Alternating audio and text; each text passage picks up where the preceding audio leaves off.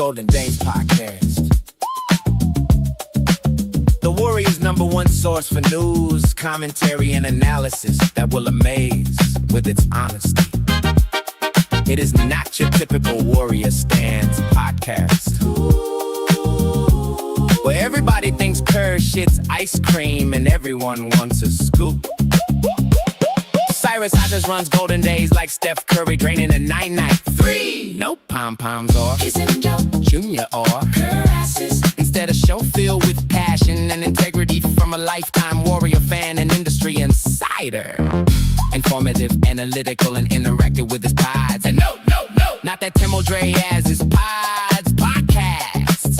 The GDP craze running wild in the streets, brother.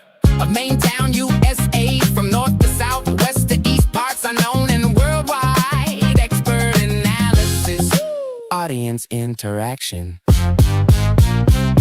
Regulars like Sharia from the East Coast, Evanistic from the mayor of Kingstown, Armando Lara, the professor of the Go Home in a body bag program. There's Julian Allen Day, he even has John Holmes. Last but not least, the show's closer from the danger zone, the legendary Shardoll, just to name a few.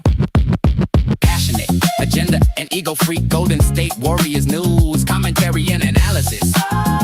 Available where most podcasts can be found. Golden Days Hot Test, part of the Believe Sports Network.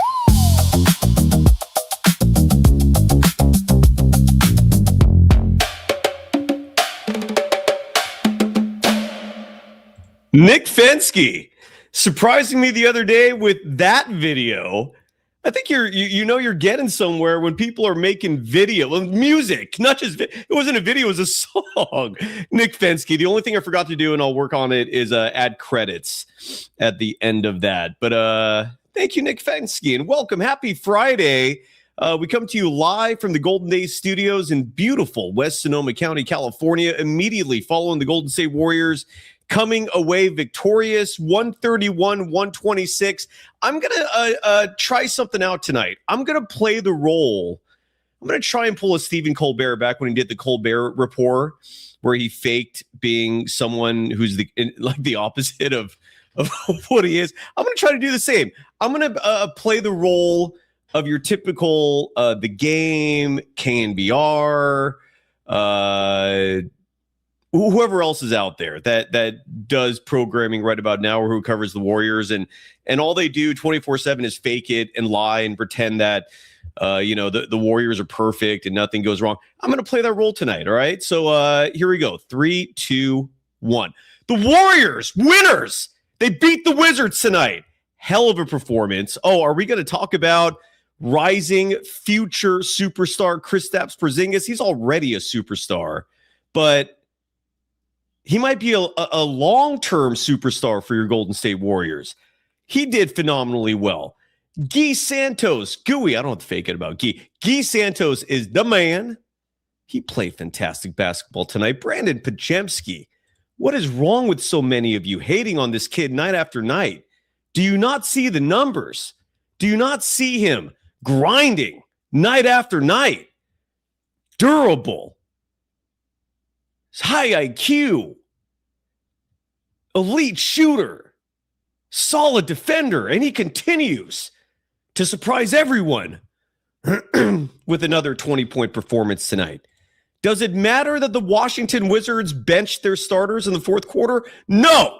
A win is a win, and we're going to talk about it. Coming up next, we're powered by FanDuel.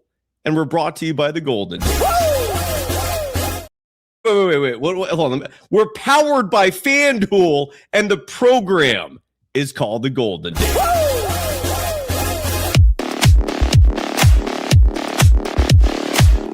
Hey now.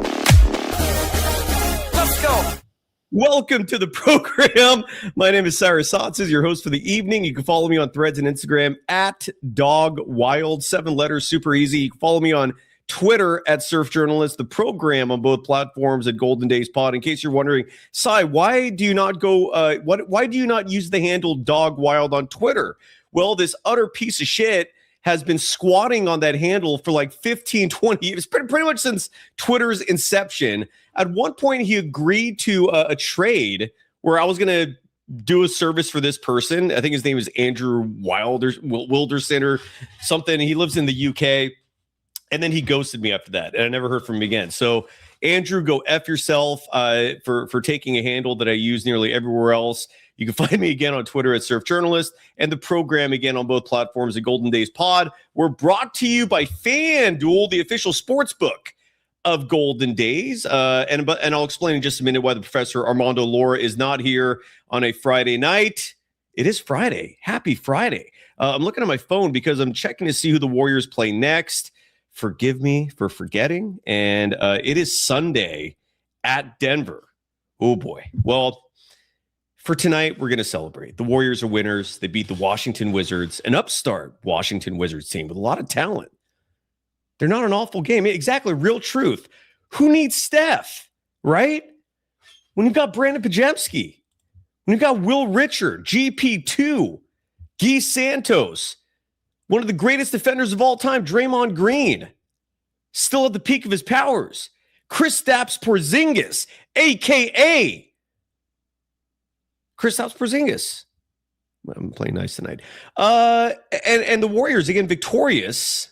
Final score, 131-126. Again, FanDuel, our sports book. I highly doubt they're going to have a line currently for the Warriors and Nuggets on Sunday. Denver, side note, one of the hottest teams in the NBA. The question I have is, will the Nuggets treat that game like a trap game? We'll find out. But I can say that the FanDuel player of the game tonight is one Mr. Kristaps Porziņģis. He follows a Warriors career-high 30-point performance in Washington, follows that up against the Wizards at home with 28 points, 5 of 11 shooting from deep, 9 of 17 shooting from the field, 8 boards, even had 3 assists. I don't know how he did not come up with a block tonight. It does not matter. The team high 28 points. Good enough for player of the game honors. Bravo to Kristaps Porziņģis. Yes, sir. Money check up. The Warriors are on fire. I believe this is officially a winning streak for your Golden State Warriors. Let me really quickly check what that is. It 2 games or is it 3 games? It might be 3. Because the Warriors, I believe, finished the road trip playing at the Dallas Mavericks, I believe, before they came home for 2 games. They were on that, again, a 6-game road trip. They went 2-4 on that road trip.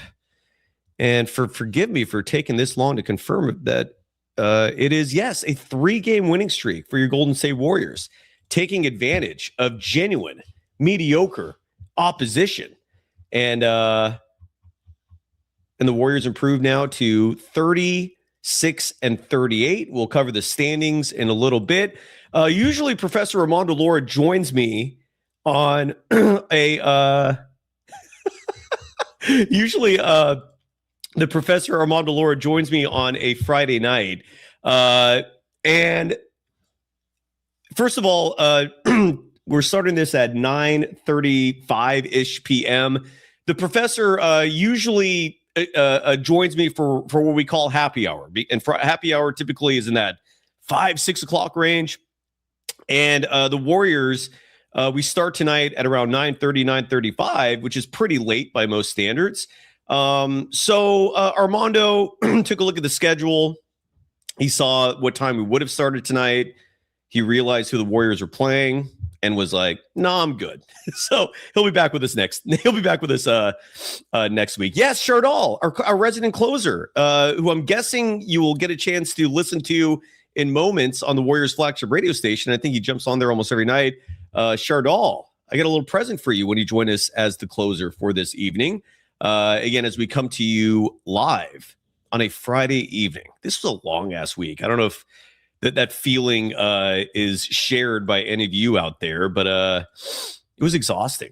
Anyways, Kristaps Porziņģis, 28 points in the win. Guy Santos had a fantastic game tonight as well. He was 3 of 5 from deep, 8 of 12 from the field, 27 points for Guy Santos, adding 4 boards, 4 assists in the process. Brandon Podziemski had a solid game in this one. And I'm being genuine saying that, except for the turnovers.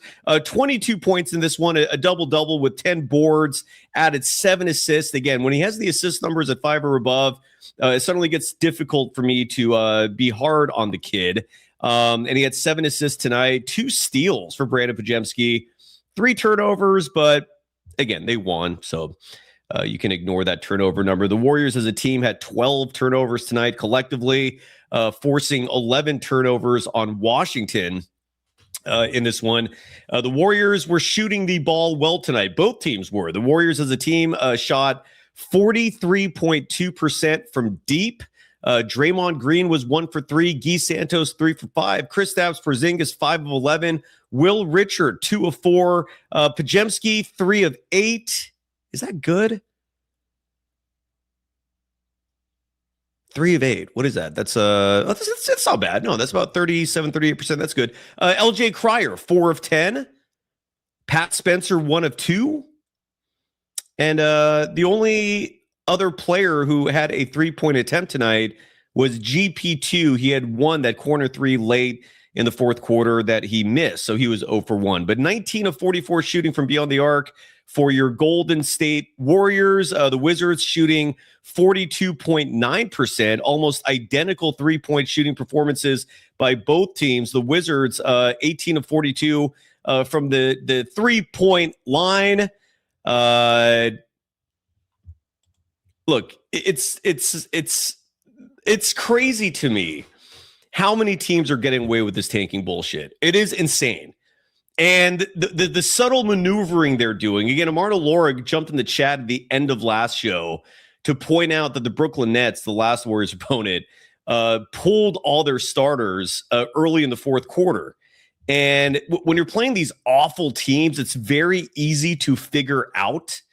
I'm sorry, when you're playing these bad teams, it's hard to figure out, unless you're looking at the box score, whether or not the starters are being pulled late in this game.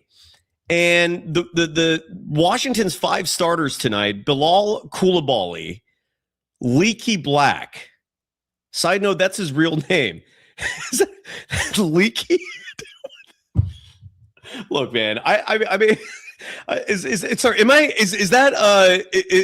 want to actually toss this to the chat real fast, because I've never seen the name Leaky in my life. Leaky. Is that like a cultural thing? Am I missing something? Like, is it in certain ethnicities, maybe certain cultures, is Leaky a common name? I feel like that's a name that we'd hear in like the movie Friday. Yo, Smokey!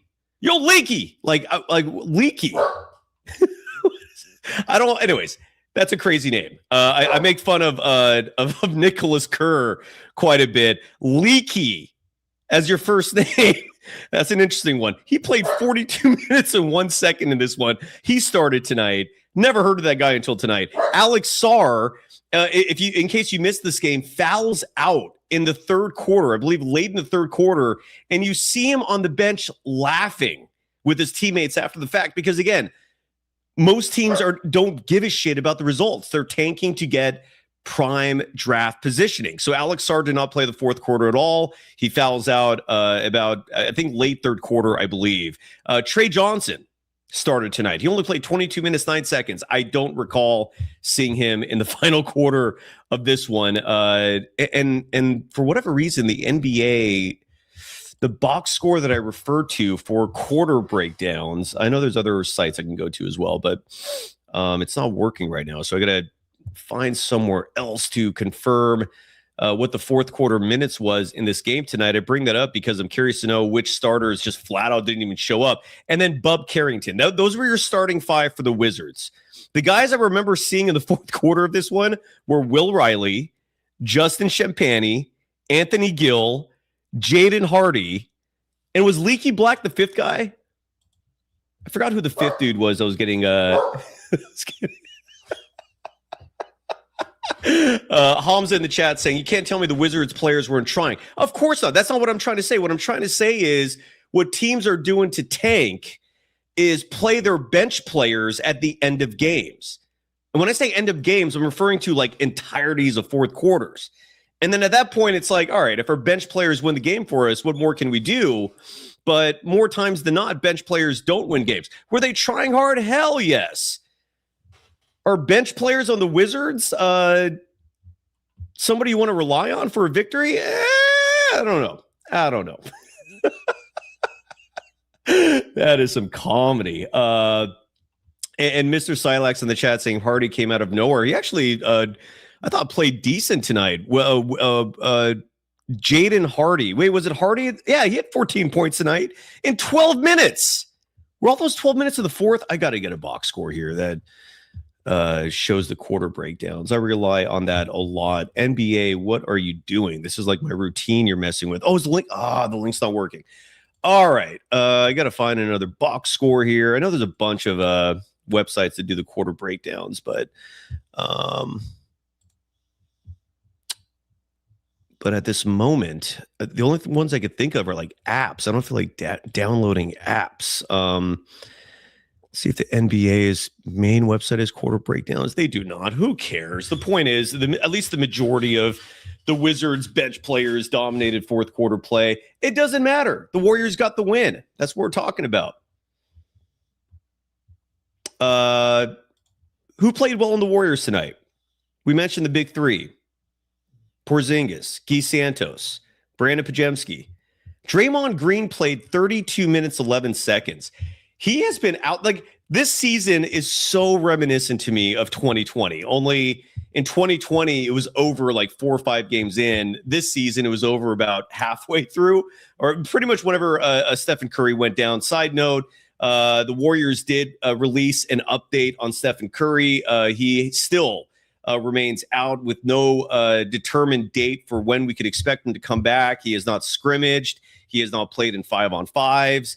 We're supposedly going to get another update following the Sunday battle in Denver. I think you folks have heard my opinion on that plenty. Don't want him to play. If he's going to be back with the Warriors next year, plan for that. Don't sit here and pray for miracles. Like, come on, man. I guess what I don't want is Steph coming back, suffering some catastrophic injury, and then next year is just completely washed. Ooh, I don't want that. So that's just me. The best ever in our chat saying Riley from the Gizzard. The Gizzards. That's a good nickname. I've never heard that one before. The Giz. So the Utah Jazz are the Jizz. The Washington Wizards are the Giz. The Gizzards. Have I mentioned to you folks my personal opinion, and it's just my opinion, that the Washington Wizards have easily the worst nickname of all the 4 major professional sports associations and all the teams that play within them? It's the worst. Wizards. I mean, like old men with beards having like sorcery powers. Like what the hell is that? Is there some association with wizardry in the nation's capital? I never figured out why the Washington Bullets renamed themselves the Wizards of all teams. You could have named yourselves like the Jaguars. You could have named yourselves like the Capitals. I know there's an NHL team, the Generals, something a little more in tune with the home base of our nation. Or Mr. Silax, yeah, you could take it to a dark turn and call them the Grand Wizards. I hope that's not, Jesus Christ, I hope that's not why. By the way, Jason M in our chat saying, giving me I like the buttering up before the harsh critique, saying I was wrong about Kuminga, and there was a reason why Kerr didn't play him. Look, I know I said it'd be nice tonight, but that doesn't mean I'm going to take just utter gaslighting. In what world do you think Kuminga's not good? Okay, thanks for your opinion. Agree to disagree. Sorry. I think that the Hawks played tonight, by the way. I haven't had a chance to really study up on the rest of the association, but since so many people, and those so many people primarily are just borderline toxic, are obsessing over how Kuminga is doing with the Hawks. So the Hawks lose tonight 109-102 to the Celtics, a team that could win the championship this year. And Kuminga, he only played 18 minutes. He had 3 points tonight. Everyone on the bench on the Hawks tonight had 3 points except for Zachary Rissushaw, who had 6. I mean, Dyson Daniels is averaging 20 points a game this year. He only put up 6. I don't judge players off individual performances. Sorry. And I certainly don't come to conclusions about players who, when they join a team, are like 12-1. And look, I know he's just a role player in that run, but it ain't a bad thing. I don't know. It's kind of crazy.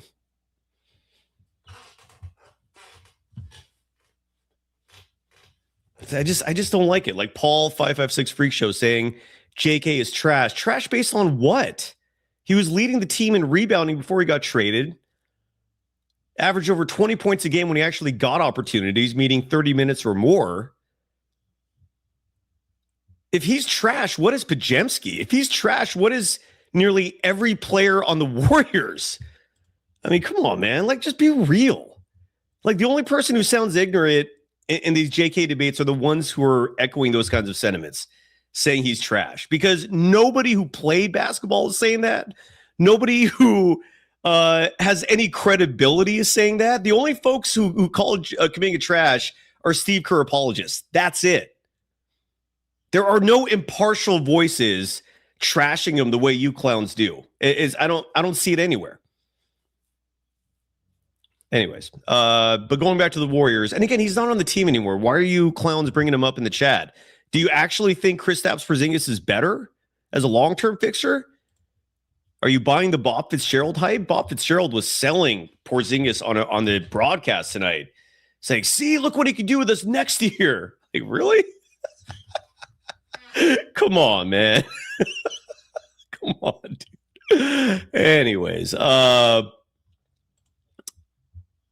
and elsewhere on the Warriors roster tonight, I was talking about Draymond Green for a second and looping back to that about 20 minutes later. I was mentioning that he reminds me a lot, and this team reminds me a lot of the 2020 version. And Draymond's playing. He's trying out there. Thankfully, he did not get a triple single. That always just is an ugly look when I see that. Tonight, he had 6 points. 4 rebounds, 10 assists, though.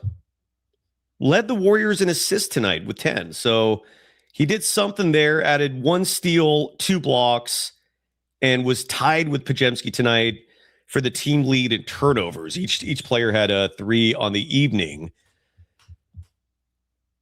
Are all the folks who are hating on Draymond, I don't hear them lately.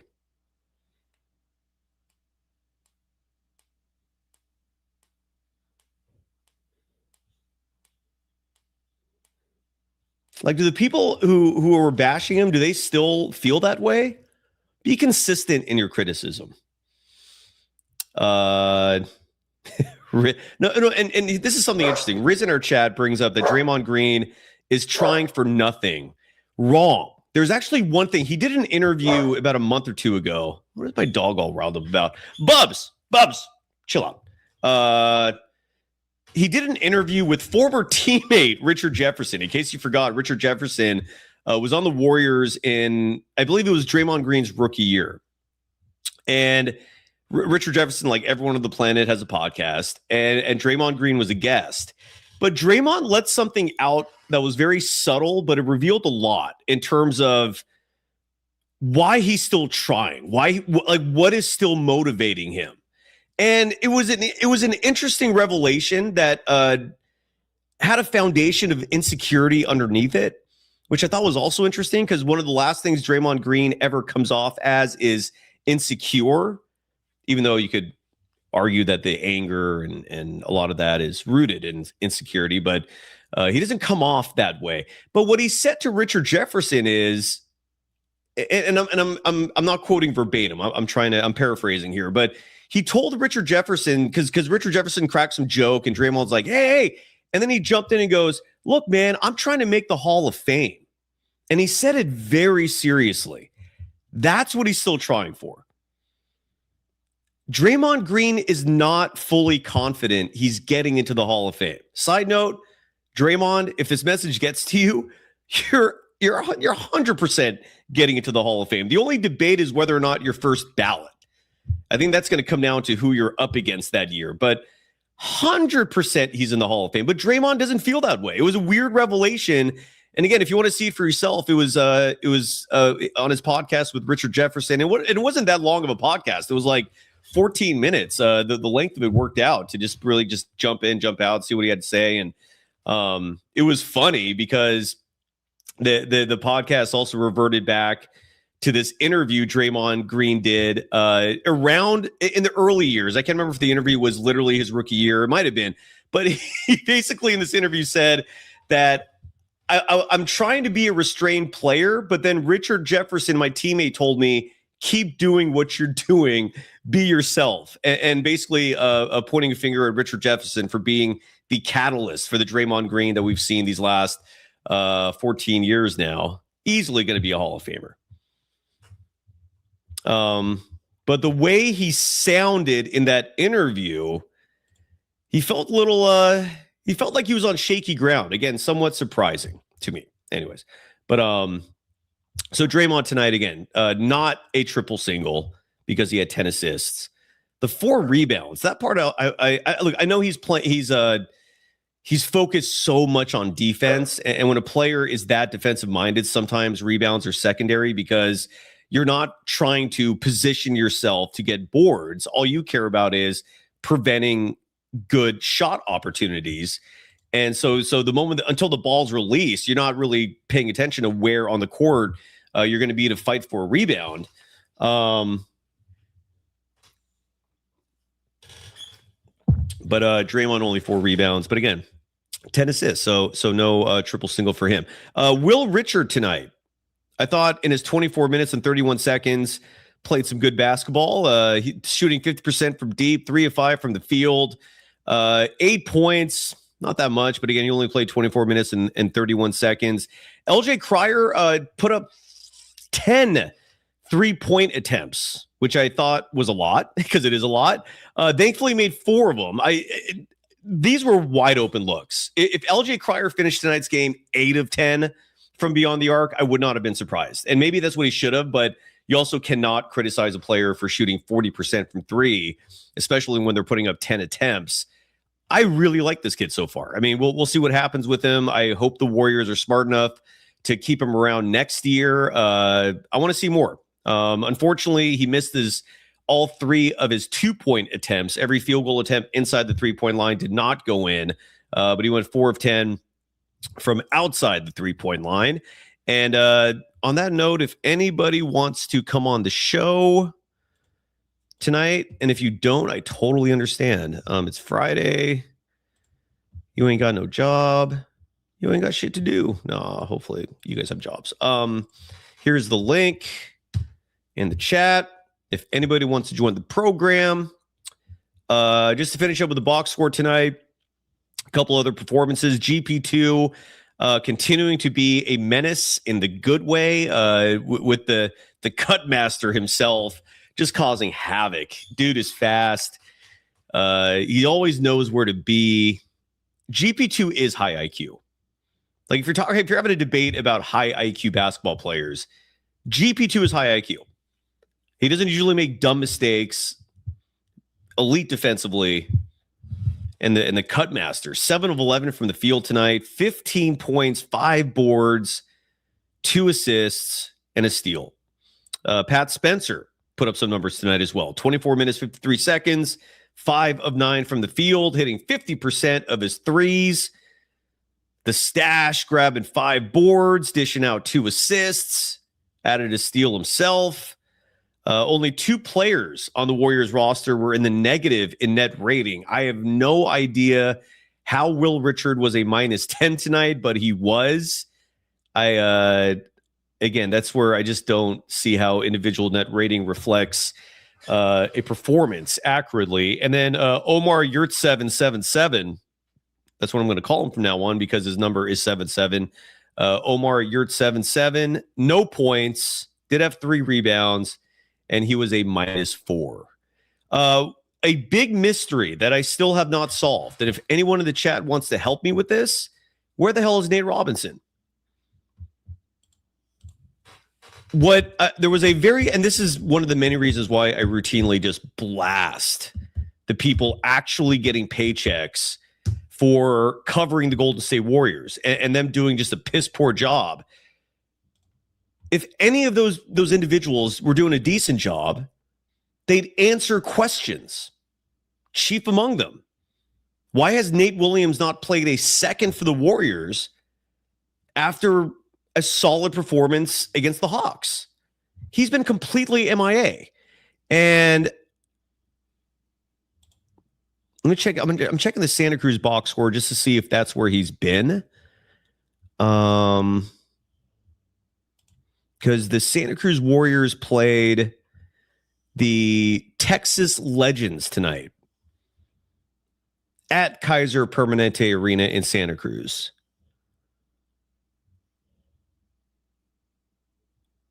Nate Williams, he's on the box score, but then so is LJ Cryer. And LJ Cryer and Malachi Leons. And we know Cryer and Leons were both playing for the Warriors tonight. Where is Nate Williams? He did not play for Santa Cruz. It doesn't even show up on the box score in this game tonight. Like my sneaky suspicion is he challenged somebody that did not like to be challenged in the Warriors coaching staff.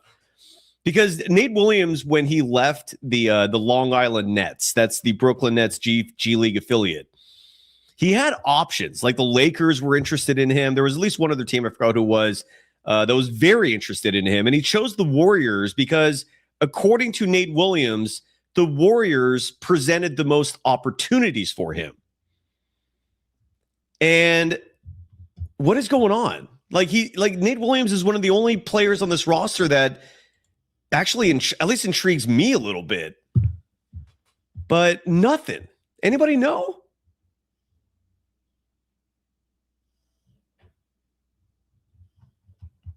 Got a paid chat I'll get to in just one second. Golden Dazer, Dwayne Middleton, who also sent us an email. We'll open up the mailbag in just a second, saying that, adding about Kuminga, going back to that, saying Kuminga's not 100%. He's on a minute restriction.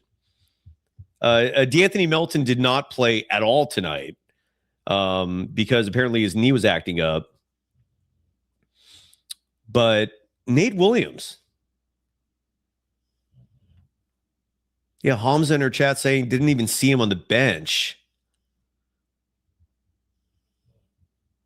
Marat Oktay in her chat saying the Washington Wizards lost on purpose. Yeah, so did the Brooklyn Nets. So did the Dallas Mavericks. I don't know, the Mavericks, I don't know if they tanked. I didn't study that one enough. Like, I remember, well, actually, no, I can't remember if Cooper Flag was playing in the fourth quarter of that one. But the Nets benched everybody in the fourth quarter, and the Wizards did the same thing tonight. It is pathetic.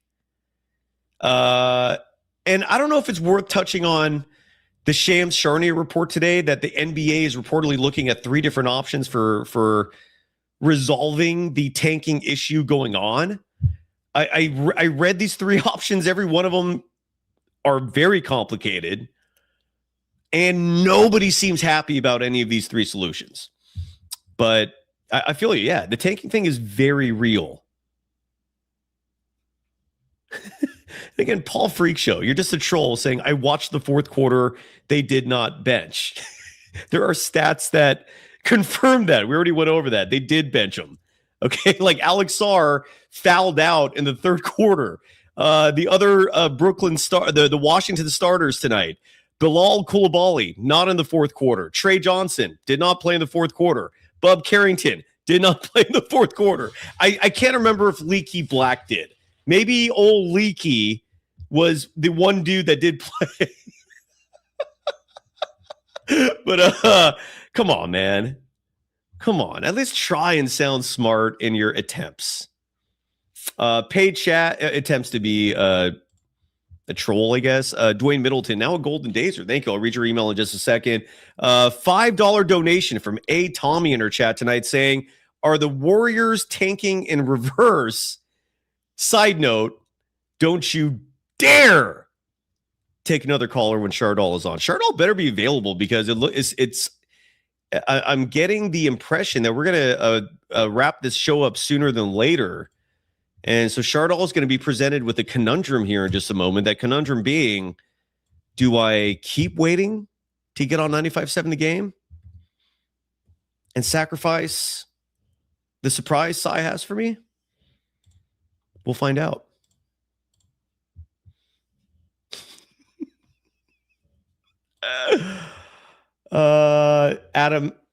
Adam saying Shardoll is here. He was here, but I also haven't seen him in the chat in a little bit. So, oh no, he's right here.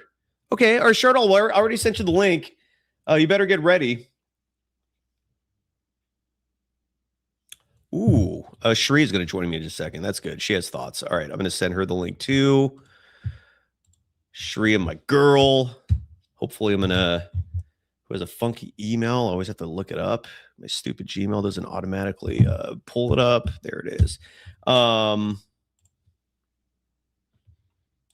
Sharia is always an awesome presence. All right, Sharia, you got the link too. We'll see you in just a second.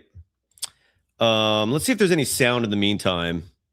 Did I say Nate Robinson? Sorry, but yeah, I meant Nate Williams. Thank you, Shardoll. Let's see if there's any sound real fast that came down from the Golden State Warriors. I'm very curious. I'm very curious to hear Steve Kerr's tone. Like, is he going to act like the Warriors accomplished something? Is he going to be realistic about things? And is he keeping things in perspective? We'll find out. If any of the beat reporters uploaded any multimedia, we will get to it. Ooh, there's a clip from Brandon Podziemski. Awesome player. Don't you dare criticize him. He's the future of the Golden State Warriors. He's an unbelievable player. I see Guy Santos spoke to the press. Brandon Podziemski spoke to the press. And, oh yeah, we got a bunch of Kerr stuff. Oh, here we go. This is a good one. This is from Joseph Dykes with the Bay Area News Group. One of many Warriors media individuals who is not providing us with an answer on Nate Williams. But nonetheless, why don't we hear from Steve Kerr? Turn the volume up on your devices, please, since this is coming from a cell phone and not a high-quality audio source. Look, we'll take what we can get. Here is Steve Kerr talking about the tanking Wizards. It's definitely strange, but it almost doesn't matter because these guys are all in the NBA. And I mean, Jaden Hardy didn't play the first 36 minutes, and he scores 14 in the fourth quarter. So technically, he's not one of their best players, but well, it's a black screen. Oh, there we go. He was their best player in the fourth quarter. Let's start this over again. There was no visual there. It's definitely strange, but it almost doesn't matter because these guys are all in the NBA. And I mean, Jaden Hardy didn't play the first 36 minutes, and he scores 14 in the fourth quarter. So technically, he's not one of their best players, but he was their best player in the fourth quarter. And so for us, we've had a few of these games. Utah came back and beat us in Utah. Chicago beat us late, and you could say, well, they didn't have this guy, they didn't have that guy. They still have NBA guys who can't wait to play, and so it's a strange phenomenon. I think it's pretty unique to this season. I haven't really seen this in the past. I think this is different, but I always remind our guys, every one of these guys is in the NBA for a reason. And, Hardy was a great example of that tonight. So we can't take anything for granted. Again, what I don't understand, the Utah Jazz, I believe, were fined $100,000 for doing almost exactly what the Wizards did tonight, what Brooklyn did 2 nights ago. These teams are doing it consistently, and the NBA is just letting them. That's the really weird part.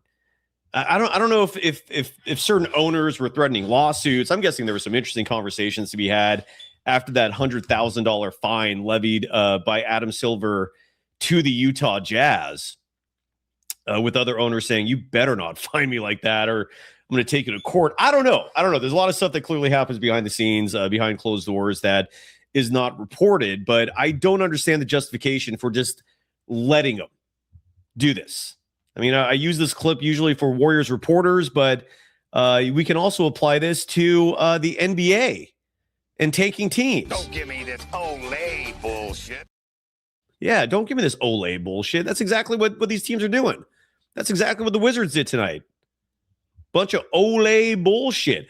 Some interesting chat comments here. Jeff Riggenbach and a couple others followed him up with similar sentiments, writing that Nate Williams has limited availability due to being a two-way player.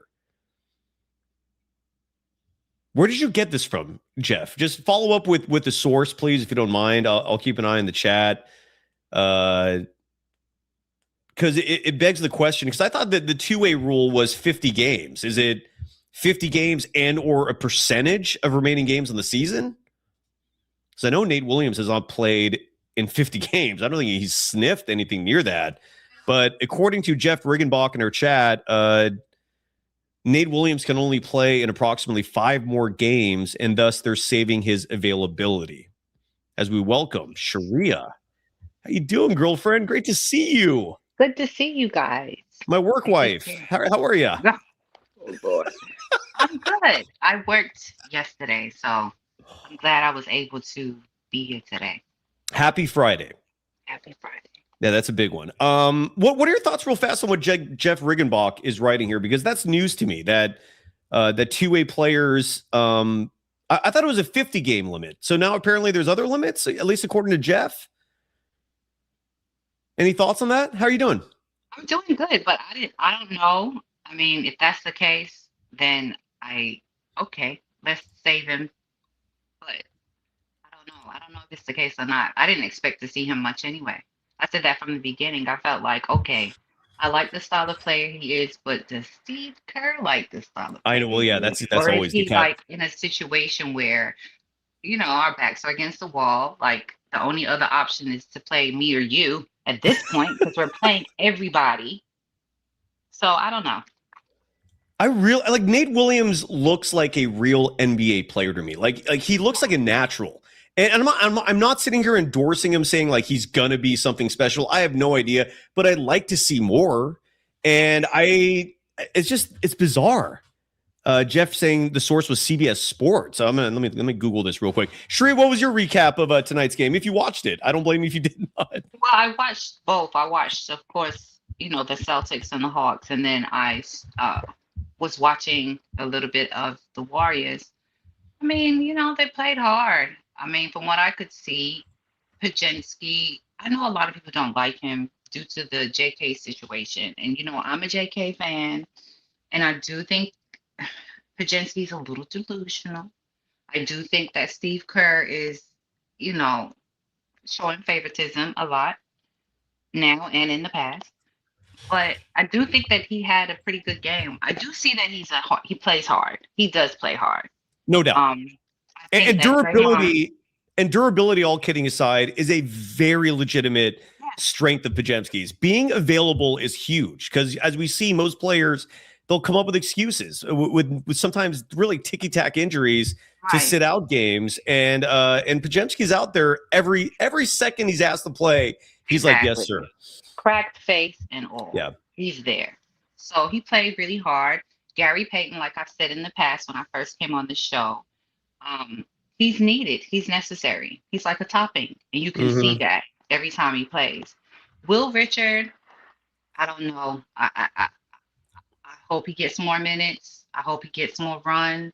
But I I don't know. And I don't think it's him per se. I think it's his opportunity on this team. Cryer, I like him, but I feel like he will be battling at some point it'll be between him or Pat Spencer, because you know that Porziņģis is going to be on the floor, you know? I'm super proud of Guy. I've always wanted this for him. You know, I think we've all always wanted this for him. It just happens to be a point in the season where there's a lot of injuries and they have no other choice. You know, I hate that he signed the contract because I want him somewhere else. I believe in him as a player, but I just don't want him to be used and abused on this team because Will Richard? Not Will Richard, but Guy Santos. Yes, I don't know if I said his name. I'm not sure, but no, you did. You did. I just wanted to confirm. I'm sorry. Yeah, but that's my only thing with him.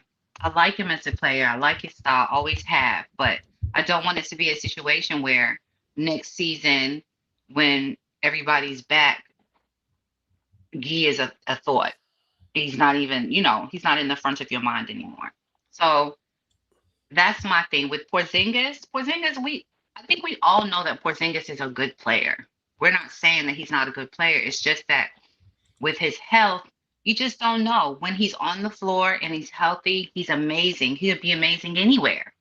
The league knows that. It's just his health. And just adding to that, Sharia, I'd like to see him do it consistently against good teams.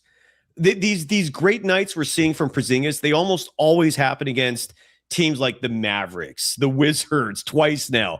The Nets, I think, had a good game. Let's see it Sunday. The Warriors are playing the Denver Nuggets Sunday.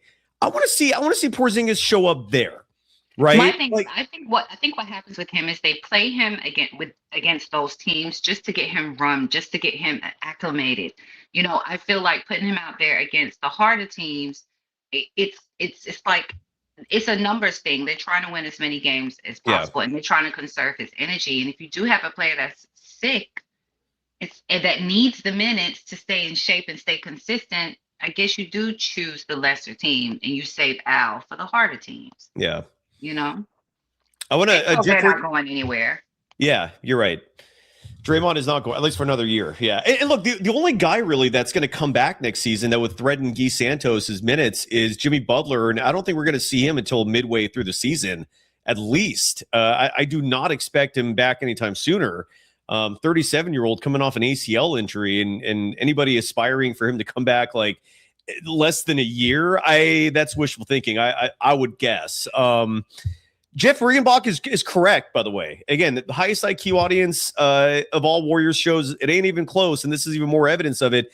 Jeff Riggenbach saying that CBS Sports reported on Nate Williams, and so now I have to do my research on all the nuance of two-way player rules, because CBS, and more specifically, the writer of the story, if it has a byline, hold on.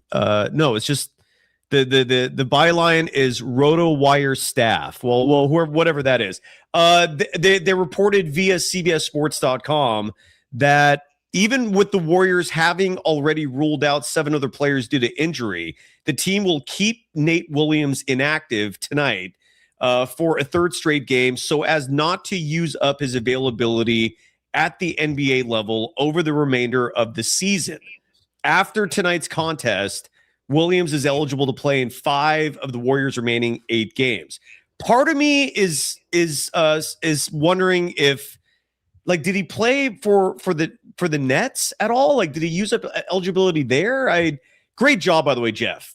Props to you for finding that. That was because that's the only answer that's the only CBS Sports, the only one. What's up? You need a Jeff when you don't have a Julian. Okay, you need a Jeff. Thank you, Jeff. Yeah, but I got to figure out what's going on with these two-way rules, because I feel it's why can he only play in 5 more games? What is the deal with that? At least we have an answer. At least because my mind was going to the worst place imaginable, that he happened to say something like, I'm ready to play more minutes. And then the coaches have one. Think that when you said that, I was like, wait, did I miss something? Because I know you know more people and in media. I'm like, did something happen? But no. And Riz in the chat, writing in all caps, they're passionate about this one, saying, why is Will Richard taking less shots? We've been talking about this on the show for months now, and tonight was no exception to that. Will Richard again, starting. I always love seeing that. And he was 2 of 4 from deep, 3 of 5 from the field. Those are very high efficiency numbers, even in limited amounts. I don't know why. My guess is it's by design. My guess is the coaching staff is instructing him to oftentimes play a decoy role. I don't know. I wish, again, this is where I wish the local media was doing a better job of actually coming up with answers instead of publishing puff pieces like profiles on Kristaps Porziņģis. Like, we haven't read a million different stories about that. Tell us what we want to know. Tell us what we don't know. Don't just give us fluff, man. Don't just give us Warriors PR. That's all I read from these local folks. Anyways, Sharia, though, I'm curious to know what your theory is on why Will Richard's field goal attempts are low. Every dog has their day, you know. Listen, when I'm not gonna say when JK left, you could kind of see that it was going to be a situation that it was going to be either Gee or Will that was going to go in the doghouse, and Gee just took it upon himself to just push hard, and you can't fault him for that. I think that it didn't get to Gee's head because he's playing with a different purpose, and Will Richard, it may have kind of gotten to him a little bit. That's my theory. I don't know if it's true or not, but, you know, since the chat's delusional, I'm just going to be delusional too, you know? I don't know. But well, that's what I think. Here's some answers. Because I'm taking a look right now at Will Richard's game logs throughout the season, and this has been a pattern the whole year. Like, a lot of people will focus on the fact that Will Richard had that 30-point game against the Sacramento Kings very early in the season, which kind of put him on the radar in terms of people going, whoa, like Will Richard, welcome to the party. But those are outliers. And again, but the minutes coincide with that. The game where Will Richard had 30 points, he played 35 minutes, right? He's averaging, so in the month of October, he averaged 13.7 minutes per game, and he only averaged 3.2 field goal attempts per game. In November, his minutes went up to 20.5, and so the field goal attempts went up. He was averaging 6.7 field goal attempts per game. Then his minutes went down in December. His minutes went up slightly in December, 21 minutes per game, but the field goal attempts went down. So in November, he averaged 6.7 field goal attempts per game. In December, 4.8. In January, averaged 19.5 minutes per game, averaged 5.1 field goal attempts, coinciding with that. 19 minutes per game in February, 5.7 field goal attempts there. And then in the month of March, he's averaging 26.4 minutes per game. Yet the field goal attempts, weirdly, have gone down. He's only averaging an even 5 field goal attempts in the month of March. So you could make an argument that recently, more specifically in the month of March, with the team decimated by injuries, and so a lot of players, their roles are expanding, that Will Richard, even though his minutes have gone up by an average of 6, maybe 7 a game, the field goal attempts have actually gone down by almost 1 per game. The why of that? Again, I wish someone was paying me enough so I can go to Chase Center every night and get these answers for you. This is where the beat reporters are supposed to do their job. You can always tweet at them, but you can always bug them there. But I don't know. I don't have a good answer for that. So, any final thoughts on Will Richard before we change subjects, Sharia? They're in his head. Mm-hmm. You think it's in his head? They've gotten to him. That's what I think. Oh, the coaching staff. Side note, Guy Santos, again, signed a 3-year, $15 million contract extension this season that kicks in next year. Will Richard signed a 4-year contract extension guaranteed that runs through 2029. So these two players are locked down for the Warriors through 2029, taking up $7 million and change on the salary cap. Chef's kiss. That's all I have to say about that. Do you have any thoughts on that or no? Very, very thrifty. Did you watch the Celtics-Hawks game tonight? Because I did not. Yes. So what went down? I mean, I took a look at the scores every now and again, and I saw the Hawks were leading early. What did the Celtics do to pull away and win 109-102? No, I think Joe Mazzulla just pulled him in and was like, excuse me? That's what I think. Excuse me? With the size that they have compared to the Hawks, that's one thing. And the IQ, I mean, they're coached by Joe Mazzulla, you know? So They're not stupid. They're cerebral players. Peyton Pritchard, he could turn it on and turn it off whenever he wants to against anybody. He's one of the best point guards in the league. He has amazing handles. He reads the floor very well. And he also is a bucket getter, Jaylen Brown didn't play, but Jason Tatum did. Jaylen was out? Yeah. Oh, interesting. Okay. Yeah. And then Kuminga, again, he's on a minute restriction. I believe the minute restriction is 20. Tonight he played 18 minutes and change.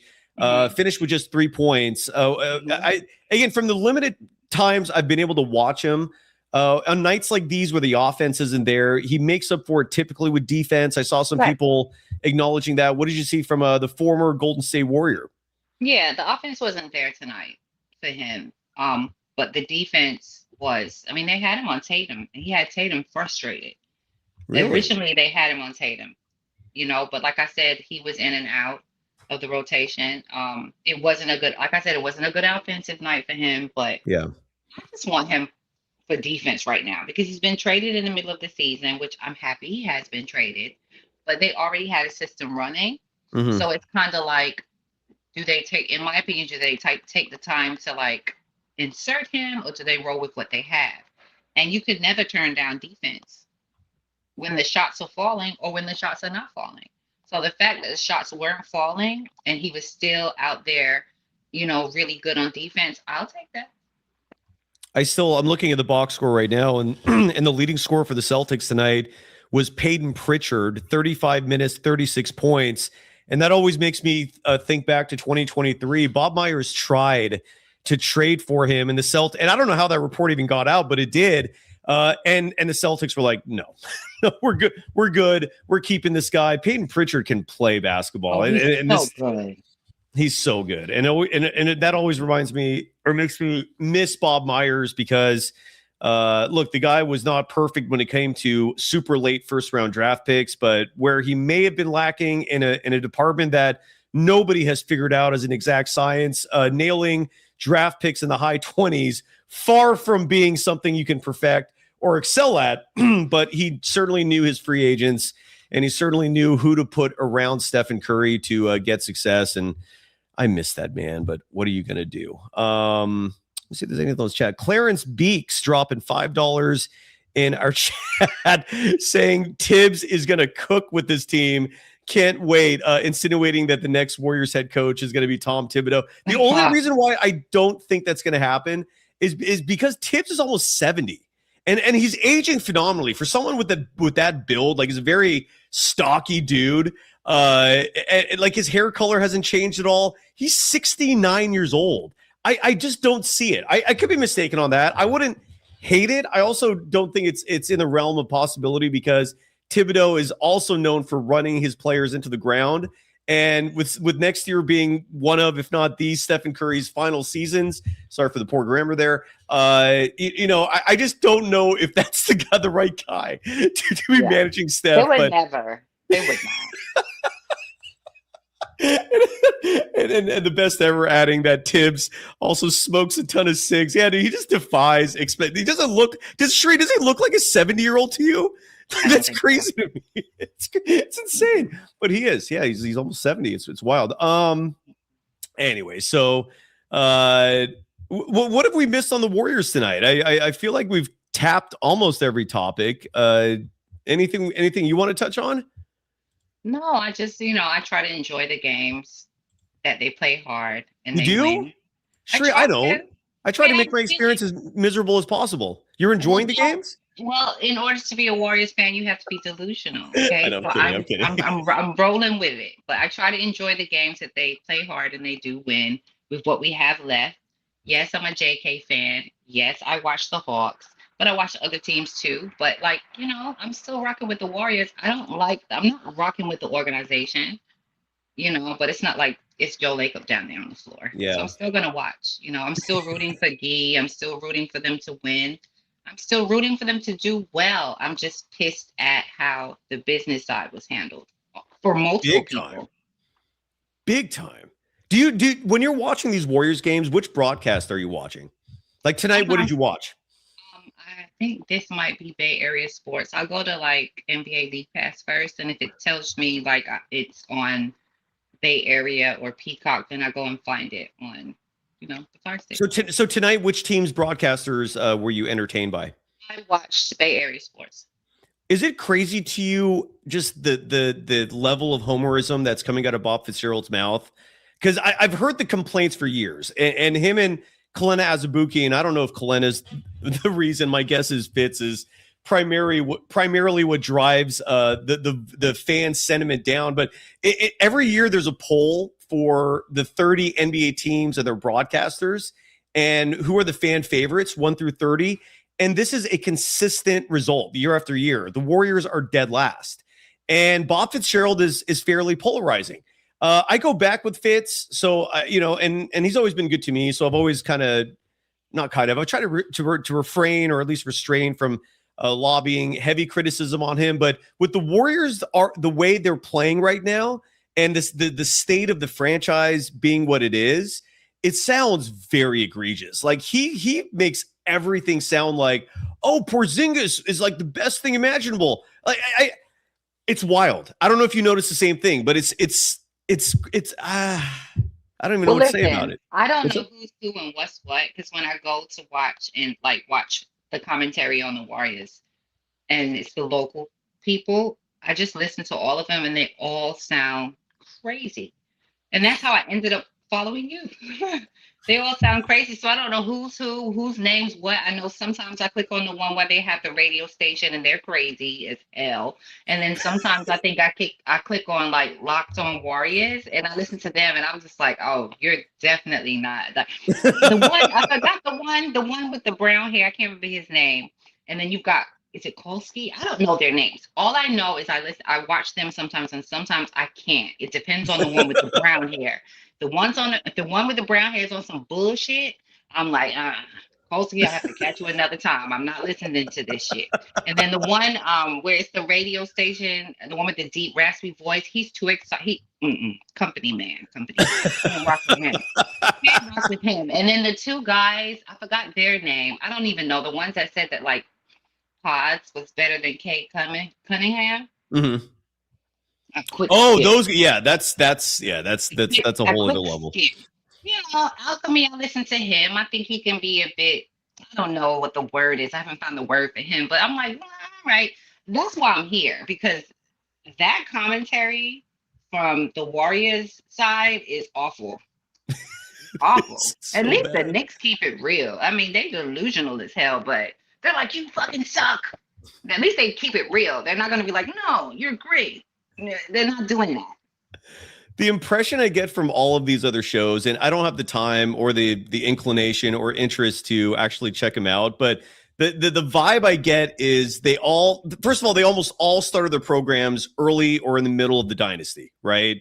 Like I never heard of any of these folks before 2012 when the dynasty kind of started to emerge.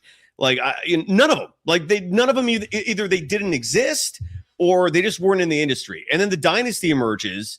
And then suddenly you have all these people wanting to jump in like, oh, I want to talk about this.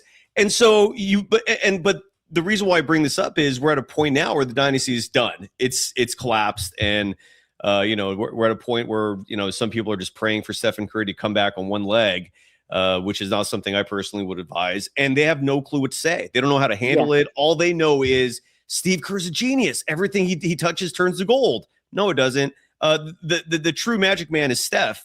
He is the sun. Steve Kerr was right about that, but the Suns burn out. Everything comes to an end, and Steph at 38 just can't stay on the floor anymore. And so you're left with all these programs and hosts going, well, all I know is Steve Kerr, and all I know is Steph, and what do I do now?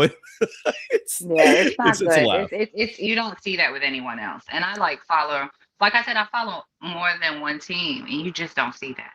It's crazy. Yeah, this is a very unique market in that sense. And I can't give you a good answer as to the why of that.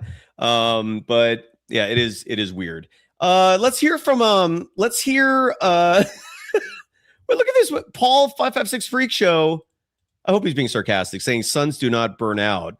What's with the name calling though? Why call me? Why say you idiot? What is the reason for that? Never mind the fact that Do you really think sons like stars? I'm gonna guess Paul is maybe like a 13-year-old who doesn't even understand that the sun is a star, and stars don't burn forever. So I don't understand. I don't understand what's going on there. Anyways, or with people like that. But that's just, I think Paul 556 Freak Show is your poster child for the toxicity of that section of the fan base who just really is out to, I don't even know what the agenda is. I don't know. I can't get any of it. I don't understand any of it. Anyways, but let's hear from Guy Santos. He had a great game tonight, and we're going to hear from a Kristaps Porziņģis as well. But Guy tonight, Gooey, 27 points. I'm hearing a lot of people compliment his footwork, and rightfully so. But I don't.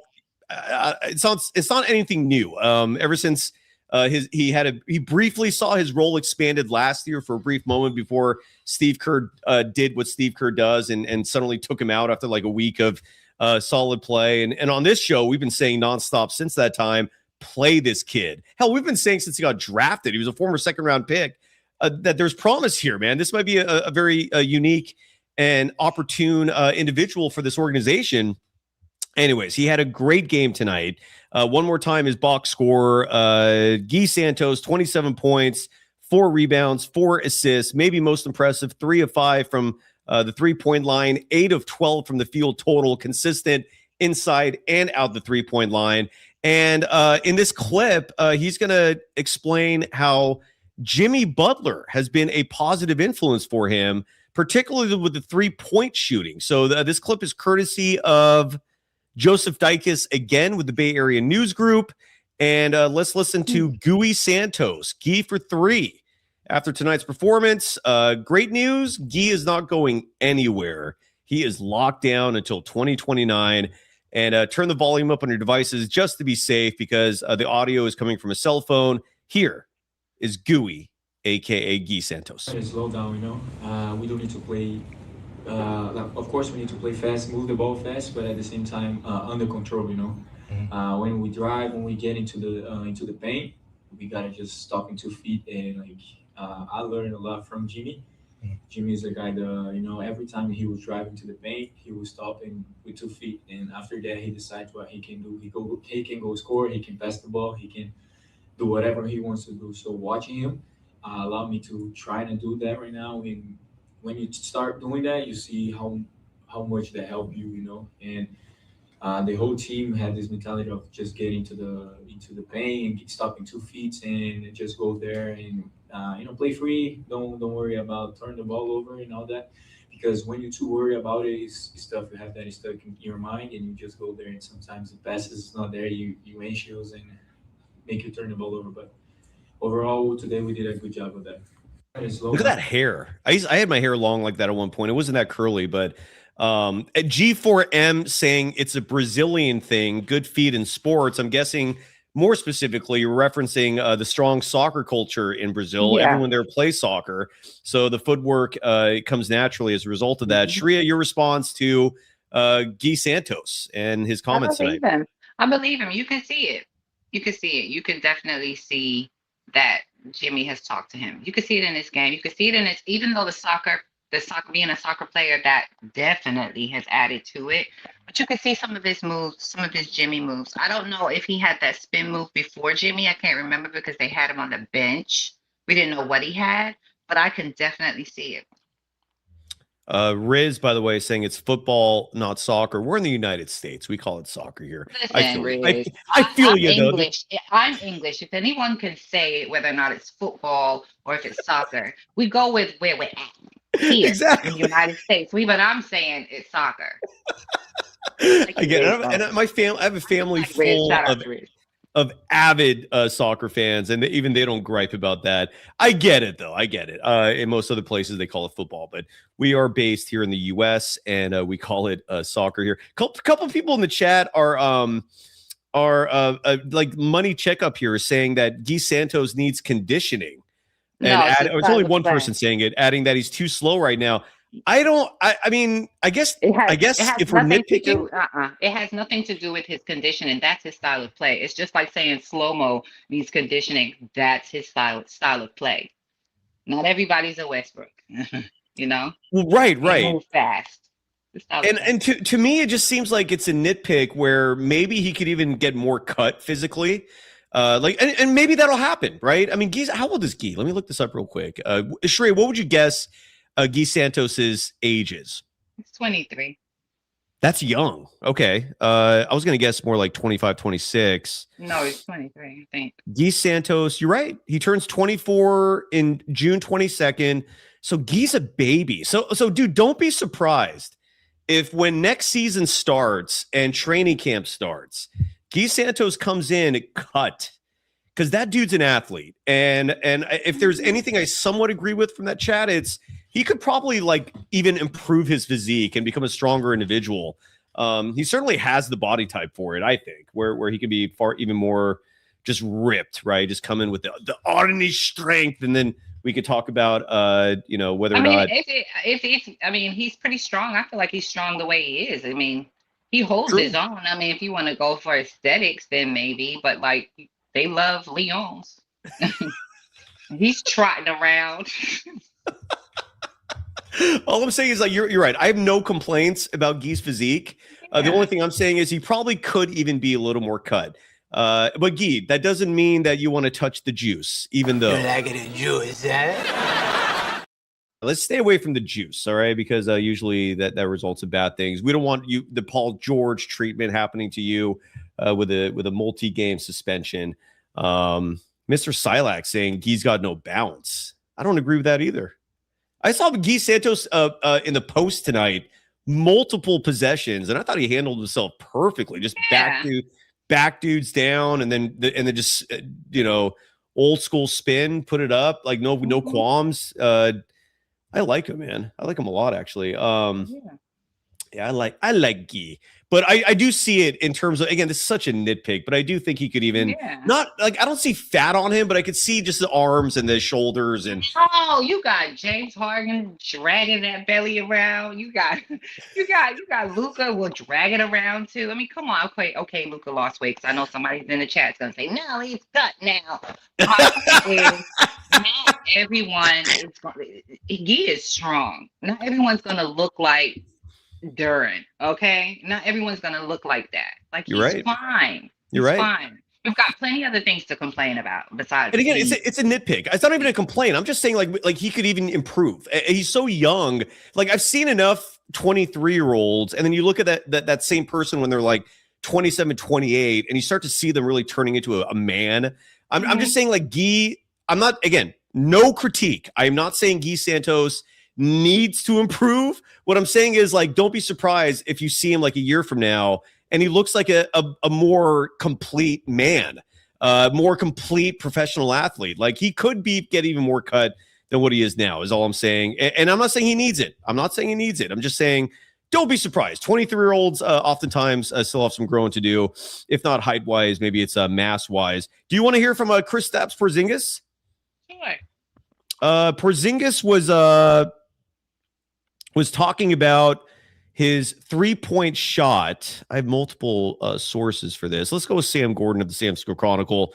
Again, turn your volume up on your device, please, because this is, again, cell phone audio. And Kristaps Porziņģis, our FanDuel player of the game tonight, 9 of 17 from the field. Maybe more impressively, actually, not maybe, it is 5 of 11 from beyond the arc, a game high 28 points. And here is Porzingis. Again, we're being just purely optimistic tonight. So no nicknames, just Kristaps Porziņģis, a future Golden State Warriors superstar. If they give him a 5-year, $200 million deal this offseason, great. Talking about the 3-point shooting. You're 5 of 11 from 3-point range tonight. How'd the jumper feel tonight? I got lucky. I got lucky, crazy. No, honestly, it's not feeling good. But I got, I hit the first 2 or 3, and I kept shooting. Something goes in anyway. But you're gonna see once I get it right. You're gonna see there's gonna be a difference for sure. Kerr mentioned that they basically were going to you a lot at the end. How good did that feel? How natural did it feel for you to kind of be initiating things, either taking a shot obviously or maybe even making a pass? Yeah, no, I feel comfortable in those situations. I trust myself. I'll make the right pass. I can either get a bucket, draw a foul, or create some advantage for us. And I feel good in those situations, and I like those situations. So, and the team trusts me. Okay. I didn't hardly understood anything you said there, but what did you understand anything? I think I heard something about his wrist. From what I gather, I got that. Just give me a minute. I'm gonna get to it. That's what I got.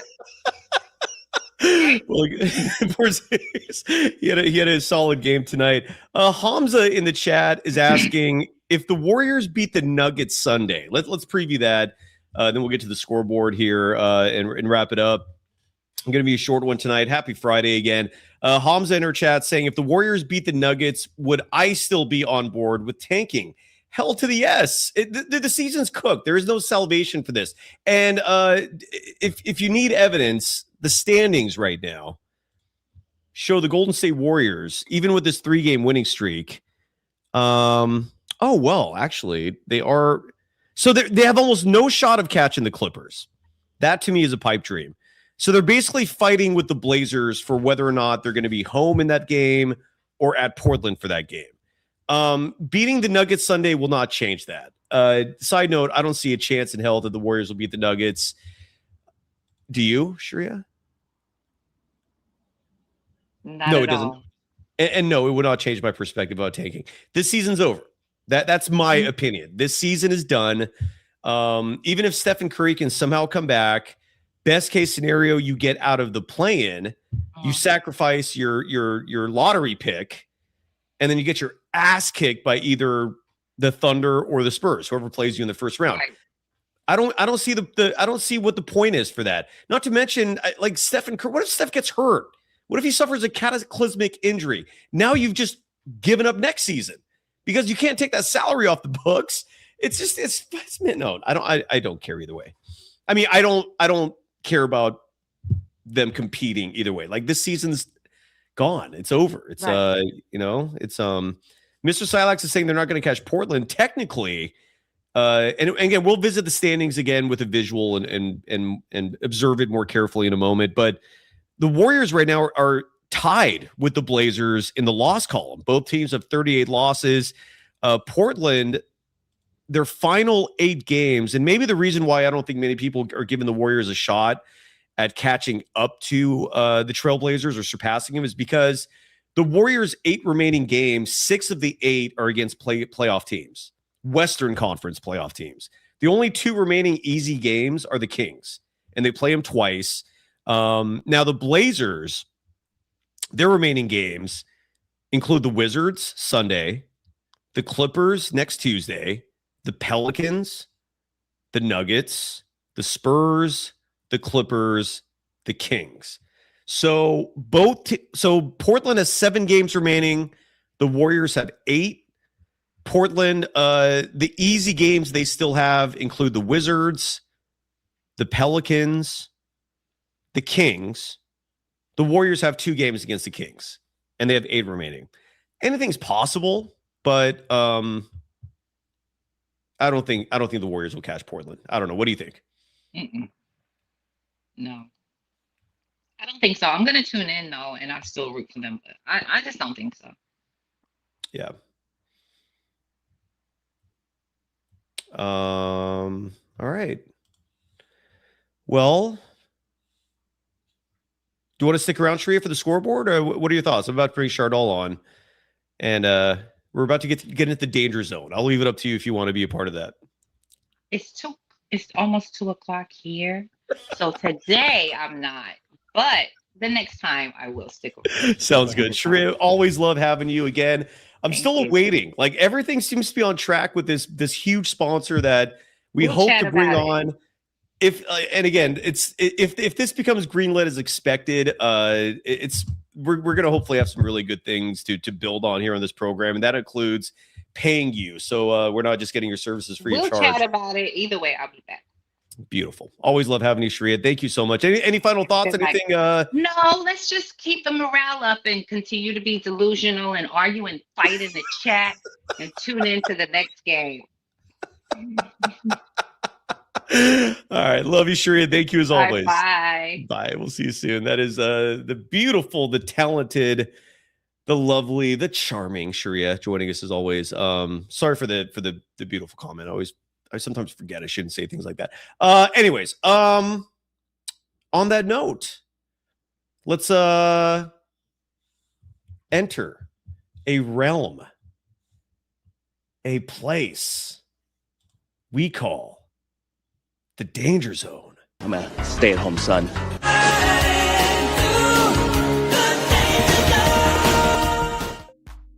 Oh, what do we have here? With the new logo and everything. Shardoll, how you doing?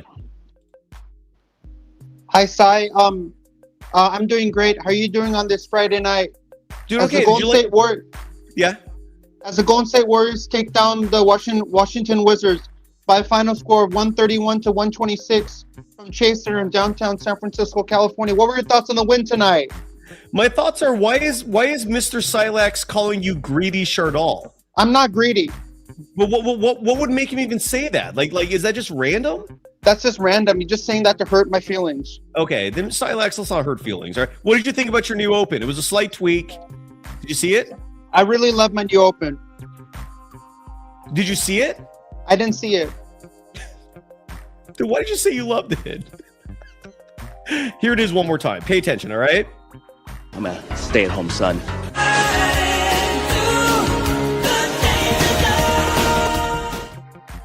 Now, what are your thoughts?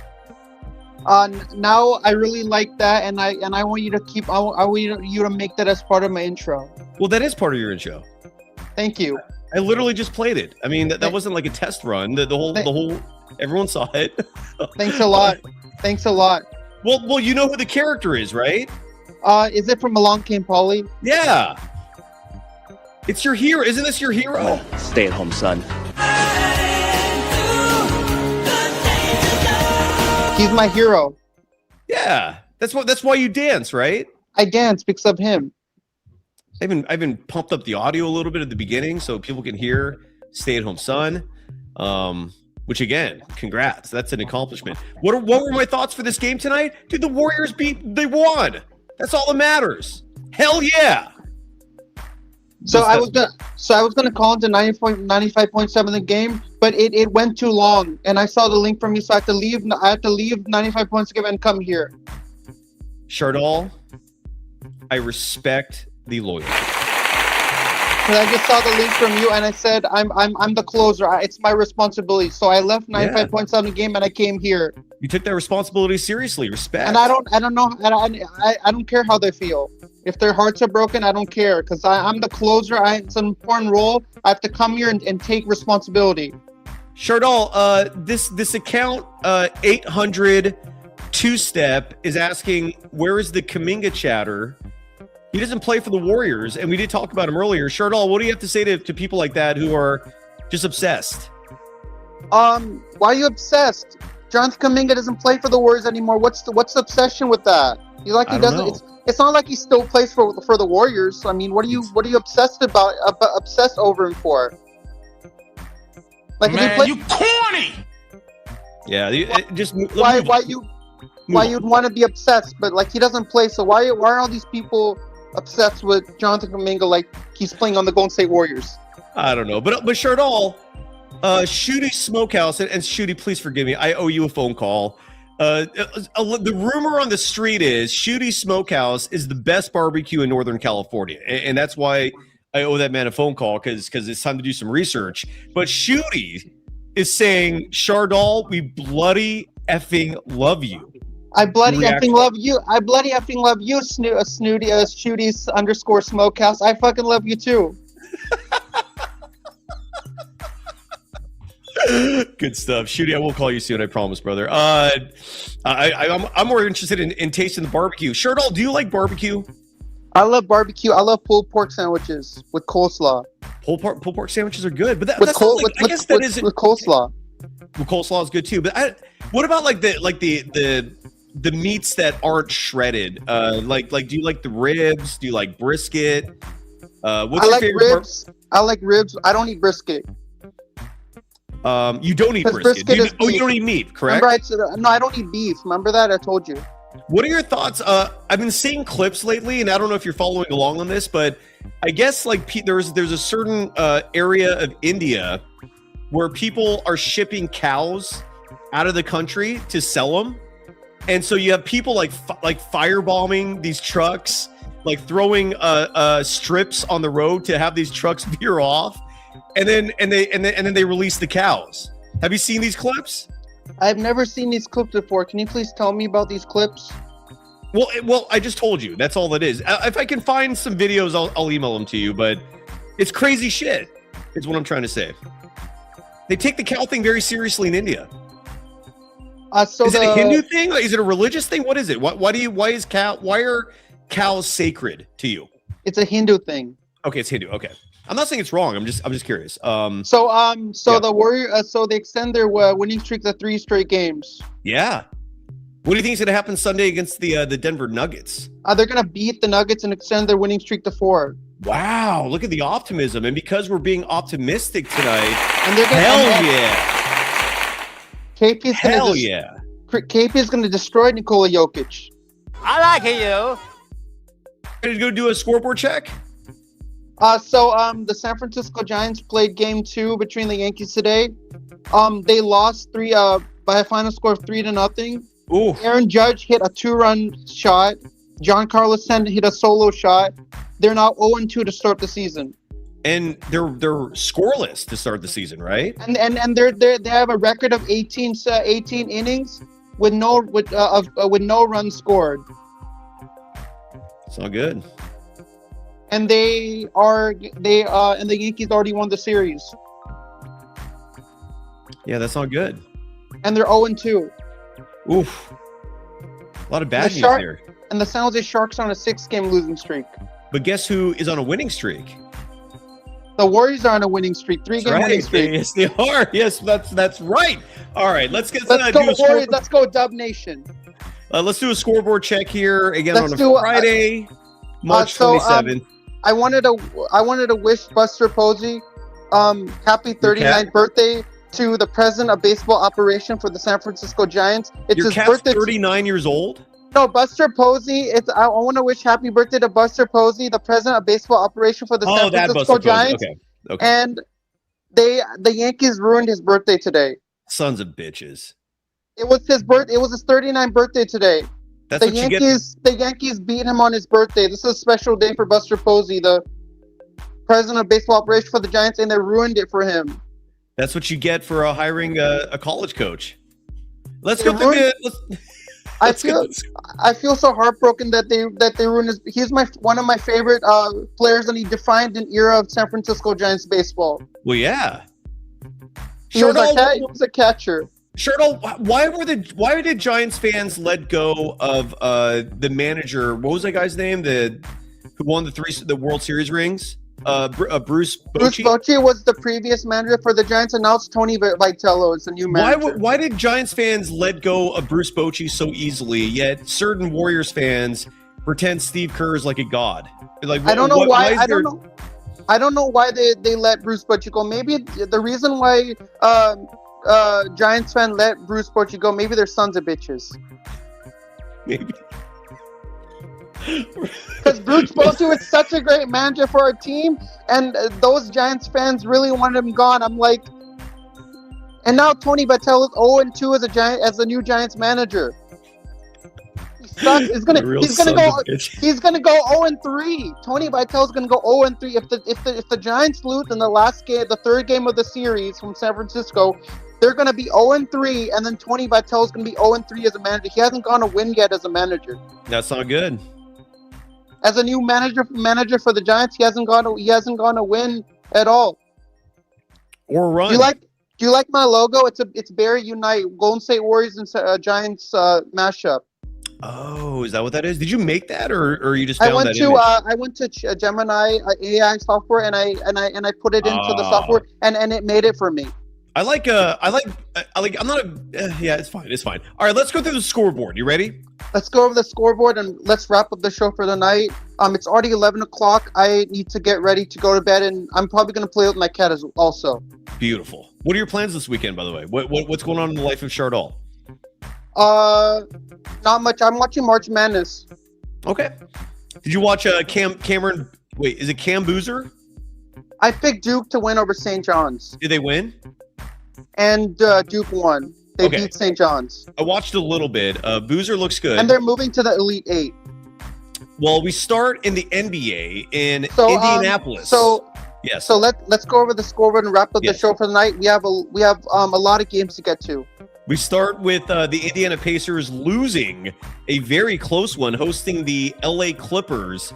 114-113 the final. The Clippers beat the Pacers. Kawhi Leonard, the ageless wonder, 28 points, 8 rebounds, 3 steals in the win. Aaron Nesmith, 28 points, 7 boards in the loss. The Pacers dropping to 16-58. The Clippers improving to 38-36. I am curious now, and Shardoll, I don't think you're gonna have the answer for this, but the Pacers, are they tanking, or are they just that bad? The Pacers are not tanking. I think they're just that bad. That's crazy. Yeah, that's I never, because Rick Carlisle, their head coach, does not seem like the type who would buy into a tank season, but maybe he is. I don't know. Anyways, the Clippers are that bad. 16-58. The Clippers improving to 38-36. The final in Boston. The Celtics 109-102 winners tonight over the Atlanta Hawks to improve to 49-24 in the season. The Hawks dropping to 41-33. Peyton Pritchard 36 points, 7 rebounds in the win. Jalen Johnson 29 points, 6 rebounds, 6 assists in the loss. The Cleveland Cavaliers, 149-128 winners tonight over the Miami Heat in the land. The Cavs improved to 46-28. The Hawks dropped to 39-35. Max Strus, I haven't heard that name in a while, 29 points, 8 rebounds in the win. Jaime Jaquez Jr., your favorite for 6th man of the year, 20 points in the loss. A final in Memphis, where the Houston Rockets defeated the Memphis Grizzlies tonight, 119-109. The Rockets improving to 44-29. The Grizzlies dropping to 24-49. Kevin Durant in this one, 25 points, 6 rebounds, 10 assists. The guy I've never heard of, Olivier Maxence Prosper, a 2023 first-round pick of the Sacramento Kings. Shardoll, have you ever heard of this guy, Olivier Maxence Prosper? I know Larry Kruger on the Krug Show. I know he is very familiar with Olivier Maxence Prosper. How do you know that? Because Larry Kruger, like, he goes over the draft, like the NBA draft prospects, and he knows about all the draft prospects. He does a really good job with that. He knows about all the NFL prospects, the NBA prospects. He doesn't do MLB, by the way. He just does NFL and NBA. Well, this was 3 years. I don't think he has any knowledge with the MLB prospects. I don't think he goes into in depth on that. And again, that was 3 years ago. Yeah, Kruger is actually that is a strength of his, and I've repeated that. He's very good at scouting. In case people missed it, Kruger was advocating for the Warriors to draft Alperen Şengün, and they went with Moses Moody. But then again, how do we know Alperen Şengün would ever play under Steve Kerr? But anyways, Olivier Maxence Prosper. He was a first-round pick for the Sacramento Kings back in 2023. I'm guessing, Shardoll, that's when you heard it. Was 3-4 years ago. I think I heard it 3-4 years ago. Yeah, because that's when he was drafted. Anyways, he was the top performer for the Memphis Grizzlies tonight. 31 points, 7 rebounds. Shardoll, what are your thoughts on Brooklyn Nets player Leaky Black, and the first name Leaky, Leaky? I've never heard of Leaky Black before. And neither did I. He played 42 minutes. It's a funny name. It's a funny name, Leaky Black. 42 minutes in a second, scoring 4 points. grabbed 8 boards, had 4 assists, and a steal. Did you see in the I don't in the remember any of Lakers his and minutes. Pacers game? Did you see that LeBron James and Bronny James were on the same court together? I saw and that. LeBron passed the ball to Bronny. No, Bronny passed the ball to LeBron. LeBron passed the ball back to Bronny. Bronny drained the 3-pointer. Okay, cool. He assisted him. I mean, I love to see Bronny James and LeBron James on the court together. It's beautiful. It's a beautiful thing. I really want to see Seth Curry and Steph Curry on the same court together. I know. I don't know if we ever will, but the OKC Thunder winners tonight hosting the Chicago Bulls. The Bulls.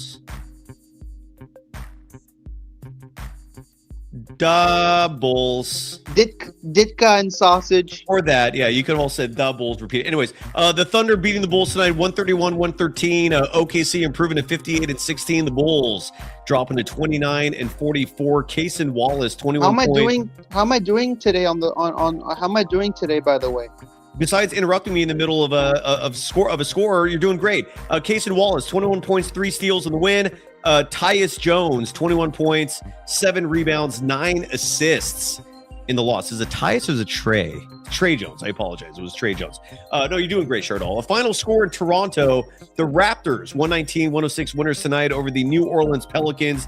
Scotty Barnes, 23 points, 6 rebounds, 12 assists in the win. Zion Williamson, 22 points, 7 rebounds in the loss. The Raptors improving to 41-32. The Pelicans dropping to 25-50. A final in Denver. The next opponent for your Golden State Warriors, the Nuggets, 135-129 winners to improve to 47-28. The Jazz dropping to 21-53. Kyle Filipowski, 25 points, 8 rebounds in the loss. Nikola Jokic, another triple-double, 33 points, 15 rebounds, 12 assists for Baby Huey. The Nuggets, again, will host the the Golden State Warriors on Sunday. 2 more scores. We're almost there.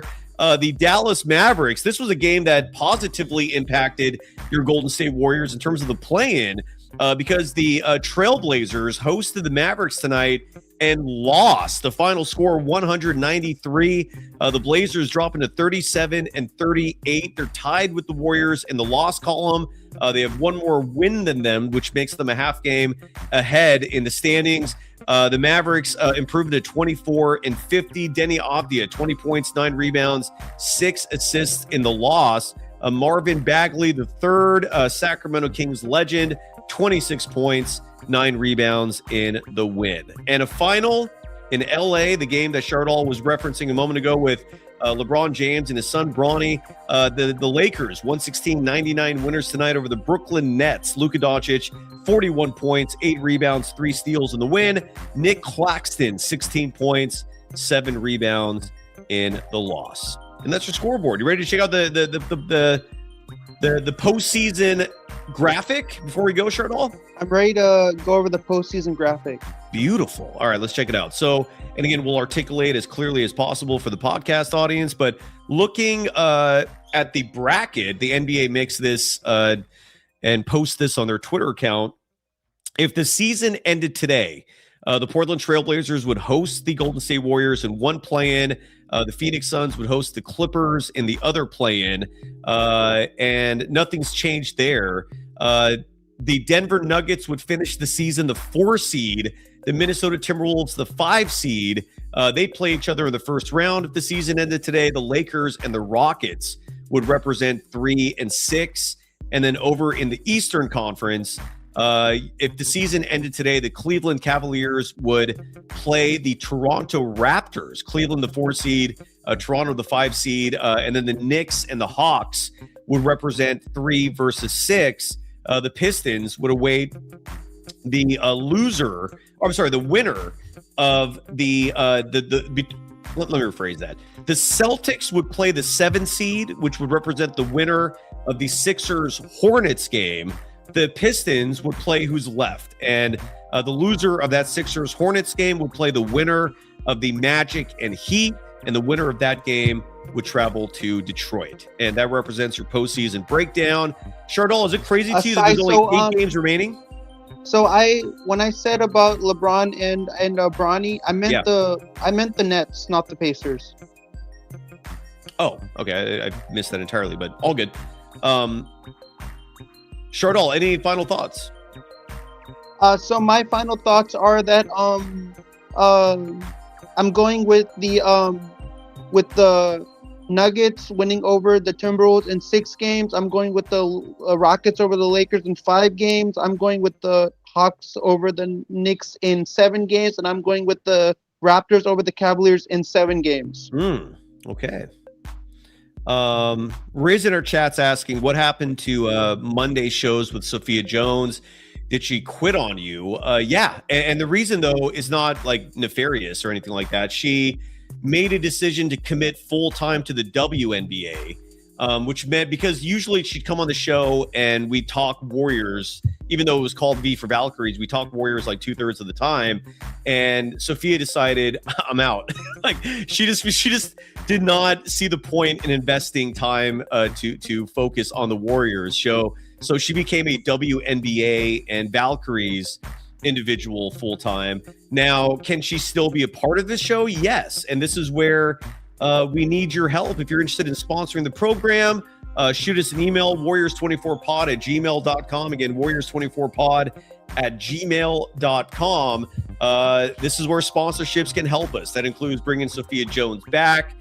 She doesn't work for free. So if we're going to bring her back, we need to get a sponsor for that weekly show. But maybe more importantly, she just doesn't cover the Warriors anymore. She was like, you know what? I can't do this. And I didn't blame her. You know, it's like it's real work covering this team. I just remember every week Sophia would come on, we'd have our pre-show meetings, and just to see the look on her face with each week discussing the Kuminga drama, like she couldn't believe it. That's the same reaction I get from everybody. Nobody can believe everything that goes down with this Warriors team. And she wanted nothing to do with it. She's like, I'm done. I'm out. So, but I do hope to bring her back for Valkyrie's coverage. So we have a comment from at Choosing. Yeah. He says Warriors with Steph, Porzingis, Yee, and Dre, Melton, and Horford could pull a We Believe versus OKC. It's incredibly hard to repeat. Well, again, I have a bet currently with Will Hammond Jr. And the bet is contingent on Stephen Curry playing at least one game before the play-in starts. But the bet is if the Warriors do pull off this incredible upset that Chosen has suggested, I will pay the man $150. And if the Warriors don't beat OKC or whoever their first-round opponent is, then he'll pay me $100. I gave him plus 150 odds. Yeah. So we have another comment from Jeff Riggenbach 45.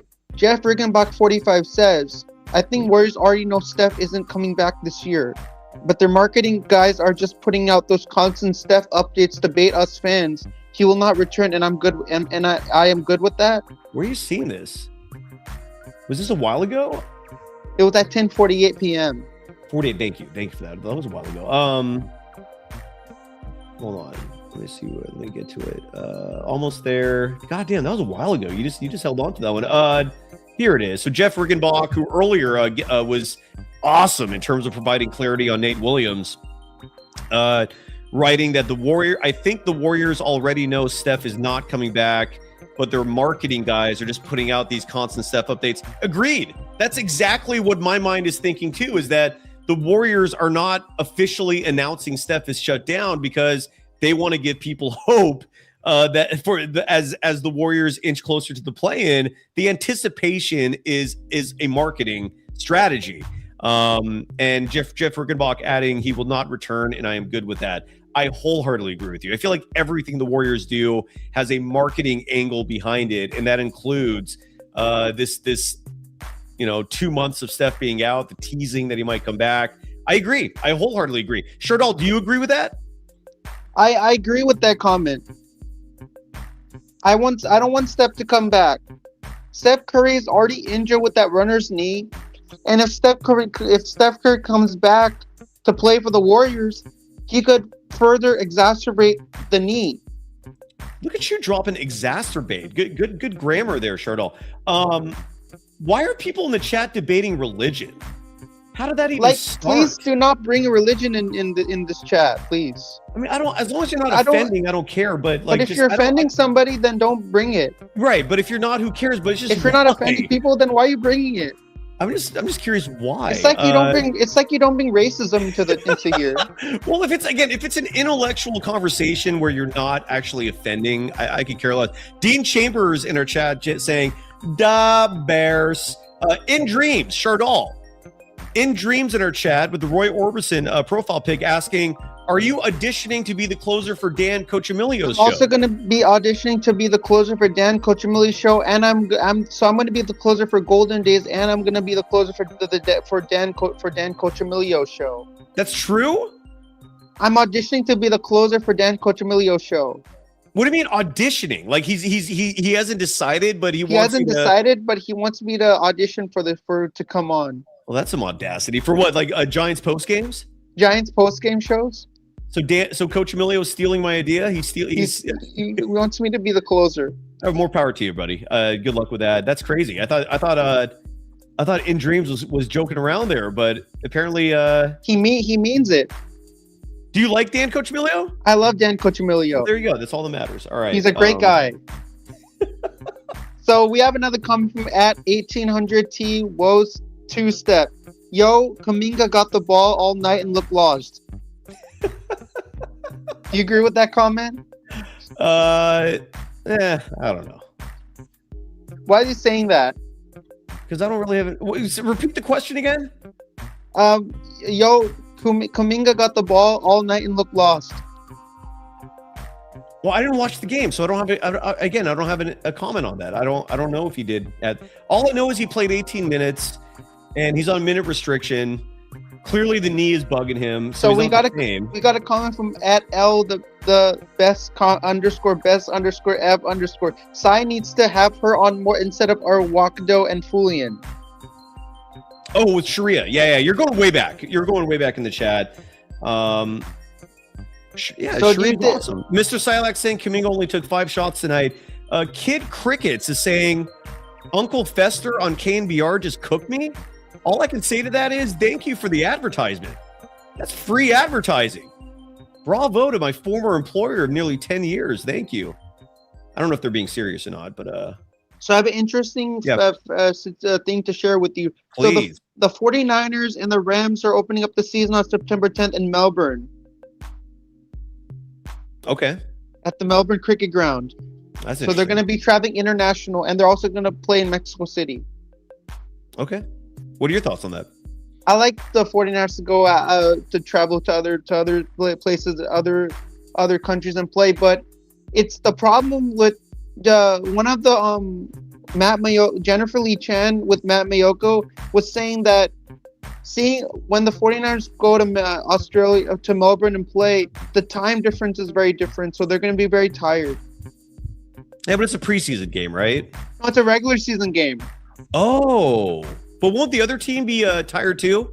No, they'll be tired. No, the Niners are just going in the plane, not the other team.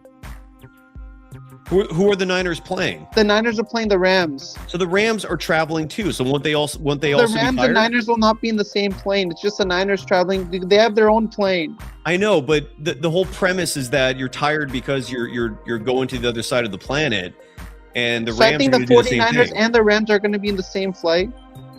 It doesn't. The flight doesn't matter. It's irrelevant. Do you understand? I don't understand. The flight is irrelevant. It's where you're coming from and where you're going to that matters. Both the Rams and the Niners are flying from California to Australia. It doesn't matter if they're sharing a flight or not. So why would the Rams be more rested than the 49ers? No, they'll both be equally tired. Exactly. That's all I'm trying to say. So what are your thoughts on the playoffs? Yeah, in April, who do you think is gonna get? Who's gonna get the Warriors are gonna get the 8th seed. Who do you think is gonna get the 8th seed in the Eastern Conference, and who do you think is gonna get the 7th seed in the Western Conference? You're asking for predictions? Predictions. So the Warriors will play OKC, right? Denver and Minnesota's already set. Lakers and Rockets is already set. Knicks and Hawks already set. Cavs and Raptors already set. Now we have to look at who the Pistons will be playing, who the Spurs will be playing, and the Celtics will be playing. Those are the teams that have still not been decided yet. All right, give me 1 second. I'll give you the predictions. I'm trying to do something else here.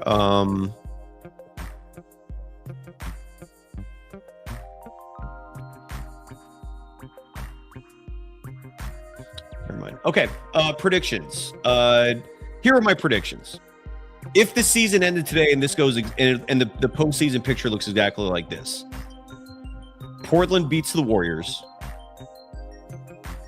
Clippers beat the Suns. So you would have Clippers Spurs in the first round.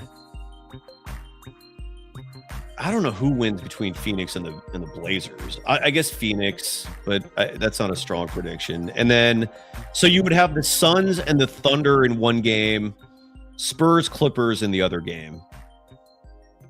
And then over on the East, I'd predict, oh geez, that's an ugly game. Orlando and Miami. What are you predicting there? Are you saying Atlanta? Are you saying Atlanta and Miami? No, Miami at Orlando. I'm gonna say Miami. Sure.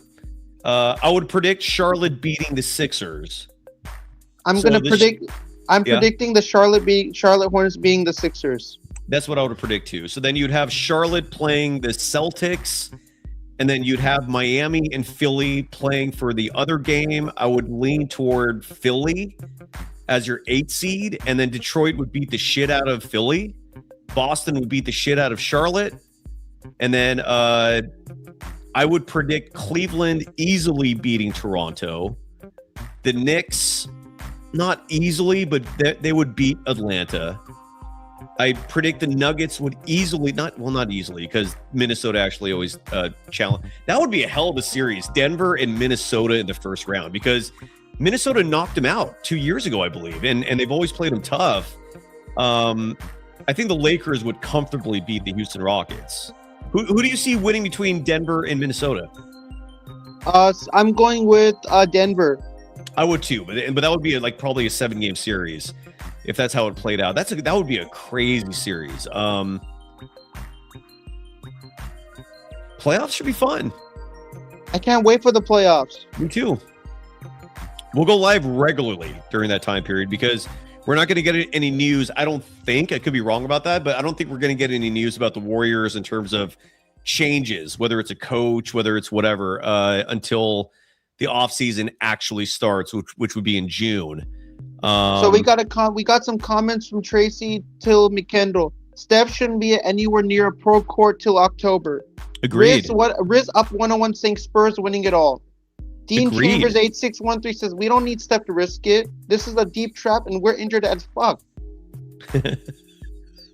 Chusen says, Tracy, you think he's mentally that weak? If so, he'll never be that guy. Dean Chambers losing the plane guarantees a lottery pick.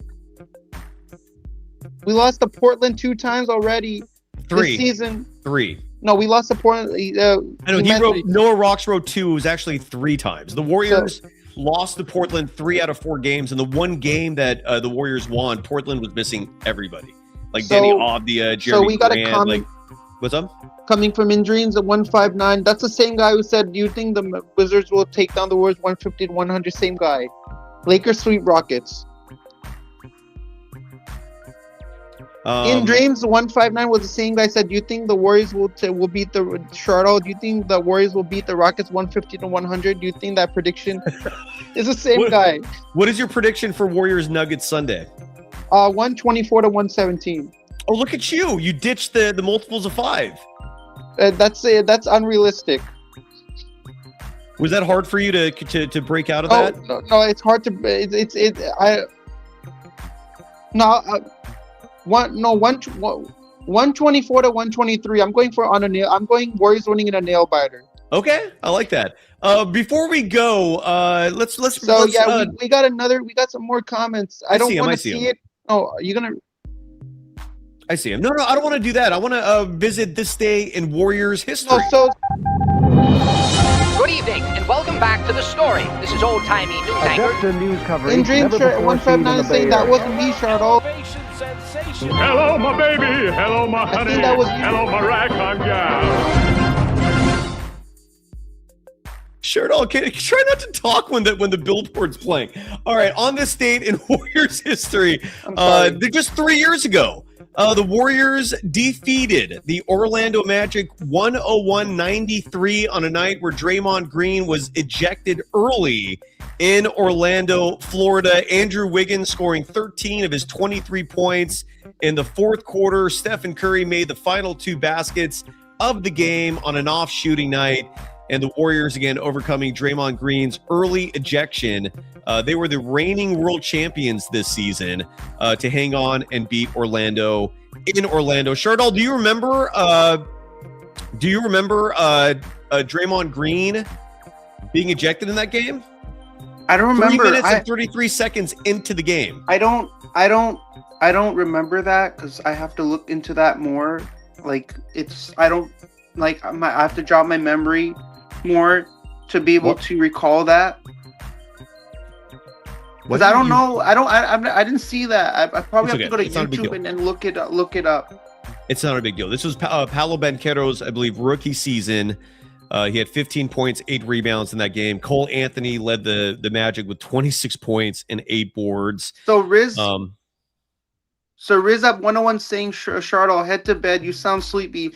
Riz, can you not tell me what I can or can't do? This is, I can be on here as much as I want to. What kind of, what are you telling me I can't be? I'm a stay-at-home son. And if I want to. I don't care. How's your dancing going? My dancing is going phenomenal. What are you training right now? What style? I'm not training it right now. How is it going phenomenally if you're not training? No, I'm taking lessons and I'm getting better at all my lessons. Well, that's what the lessons are. It's training lessons, same shit. Well, what style are you taking lessons in? I'm taking lessons in every style. All of them? All of them. Okay, well, that's good. Is your channel doing good too? My channel's going well. I'm at 536 subscribers, 64 away from 600. Make sure to subscribe to Golden Days in reference to the 1993 Matthew McConaughey movie, Dazed and Confused. He's at 5,220 subscribers, 780 subs away from 6,000. One more time. SGA Sports Talk channel is where you need to go to subscribe. Stay-at-home son. Away from 600. I lost a subscriber today. I'm at 535, 65 subs away from 600. Don't you wish there was an app that could tell you when you lose a subscriber? So I'm now at 535 subscribers. I'm 65 subs away from 600. Shardoll, if you knew who that person was that unsubscribed to you, would you go to their house? I would go to their house. So what would you do? And I would say, why did you unsubscribe from my channel? What if they said because they don't like you? What would you do then? I'll say hell with you. No violence? No violence. Okay, I was hoping for a karate kick. No karate kicks? No karate kick. All right. So so we have a comment from Rizab. He says, "Where's the video, Shardoll?" I'll post the video. Be patient, guys. Be patient. I'm gonna post it on my channel, and you go and watch it. I'm gonna post it. Why are you getting so impatient? You're like, "Where's the video, Shardoll?" I'm like, "I'll post it on my channel." I told you already. Adam Adams is asking you, Shardoll, to do some movie reviews. I'll do some movie reviews. Cyrus, I'm a big horror movie buff. I did not know that. There's a new one that just came out, right? A Scream sequel? 7. I'm a big horror movie buff. I love Scream. Oh, that's you. Really Dubs is asking, do you actually make content, Shardoll? I'm a content creator. I make content. Chosen is saying, I always say Rick should be the next coach. No, I don't. I never say Rick should be the next coach. Rick Barry's like 81, maybe even 82. His son, Brent, is who I think should be the next head coach. What makes me think he'd be a great head coach? He seems to have his head on his shoulders. He's the broadcaster for Amazon Prime, and he's been broadcasting for years. Same principle as Steve Kerr, same premise. Like that's how Kerr got promoted. Former player, he was broadcasting. He sounded smart. They hired him. A dynasty started soon after that. Except I think Brent Barry actually knows what the hell he's doing. and he's got his head on his shoulder. Just listen to him regularly on Amazon Prime. I also know behind the scenes he's a damn good dude. I don't think it would hurt to have the son of a Warriors legend coaching the team. So it's Brent Barry. I would not hate it, Brent Barry. And Adam Adams asked, did he ever coach? Yeah, he was the assistant coach, I think just last year on the Phoenix Suns. And then he was also an exec with the San Antonio Spurs for a number of years. He was originally on track to take over for R.C. Buford as the team president GM. And Rick doesn't know. I don't know what happened there. My theory is RC just changed his mind about stepping down. And so Brent was left in no man's land, like overseeing the Austin, I think Toreros, whatever the G League team is for the Spurs. And so Brent Austin quit that job. He Toreros was is the G League coach team with the Suns. And then now he's broadcasting with Prime. So the Austin Toreros is the G League team for the Spurs. You got that right. Oh, good to know. But he's just one guy. There's a handful of guys I'd love to. I just want Kerr gone. That's all I want. So Riz is saying that. I'm not saying fire Steve Kerr and replace him with Mike D'Antoni. I'm not saying that. But what I am saying is, like, most years, the pickings for who to hire as a head coach is very slim. That is not the case this offseason. You have a lot of great names. When the offseason starts, we will definitely have episodes dedicated to who could replace Steve Kerr. I just want that dude gone. I've said it before and I'll say it again. We will find a venue and have a party the moment that news becomes official. I just want Kerr gone. That is my massive wish, a prayer to whoever's listening. Who's Terry? Oh, Terry. Adam Adams saying Terry's thoughts. Sure, I'll take Terry's thoughts. As long as it's not like Mike D'Antoni or who are some other awful coaches out there that would be just a lateral move from a Steve Kerr. Just not Kerr. Just get rid of Kerr. That's all I want. So the San Jose Sharks are playing the Columbus Blue Jackets on Saturday, March 28th at 2 p.m. I'm gonna watch the game on my TV, and then when we do the post-game show on March 29th against the Nuggets, I'm gonna recap the game for you and tell me how the game went. Who scored the goals? Shardoll, before we go, like another name that I don't want, and the reason why I bring him up is because there was video footage of Mike Dunleavy Jr. talking to this guy, and hopefully it was just a casual conversation because Mike Dunleavy Jr., his dad, was, played in the NBA, so Mike grew up in the game and knows a lot of people. But Mike Dunleavy Jr. was there's footage of him recently having a conversation before an NBA game, I believe, or maybe it was at the All-Star break. I can't remember. Speaking with Mike Budenholzer. I don't want him either. Don't give me a coach that has been fired in the last 7 years. I would not want named Mike Malone or Willie Green. Yeah, I would not want a coach that's been fired in the last couple of years. I don't want want Mike Malone or Willie Green. Yeah, I don't want Bud. I don't want Frank Vogel. I don't want Mike D'Antoni. If it's Mike Malone, sure. And I don't feel strong about him, but I wouldn't hate it. Don't. I mean, like Willie Green, I'd much rather prefer than Mike Malone. That's just me personally. I would like a younger coach. What's up? Isn't Michael Malone like an analyst? Yes, like an NBA analyst. Yeah, currently he is. But Brent Barry is easily my top choice. And something tells me another team will take him if the Warriors don't. But so, what are your top 5 South Park episodes? By the way, Adam Adams says Dwayne Casey. No, don't want him either. What are your top 5? All from stale old heads. Like, what are your top 5 South Park episodes? What are your top 5 South Park episodes? My Soda Sopa. That's a great episode. The one where Cartman dresses up as the robot, and then Butters like tells him right before he's going to reveal his identity that he has a tape of him, I think, dancing to Britney Spears or something. And so, what was his name in that sketch? Shardoll, you know all these episodes. Roboto or what was the robot's name that Cartman was dressed up as? You don't know this? I don't know this. I got to look it up. Hold on. Cartman robots. Eric Cartman. Very, very Awesome-o. So the Awesome-o episode, Soda Sopa, those are 2 that come to mind. Cyrus, do you Yes. think it's really? Do you think it's really a really? What are your favorites? What are your favorites? Your turn. I like the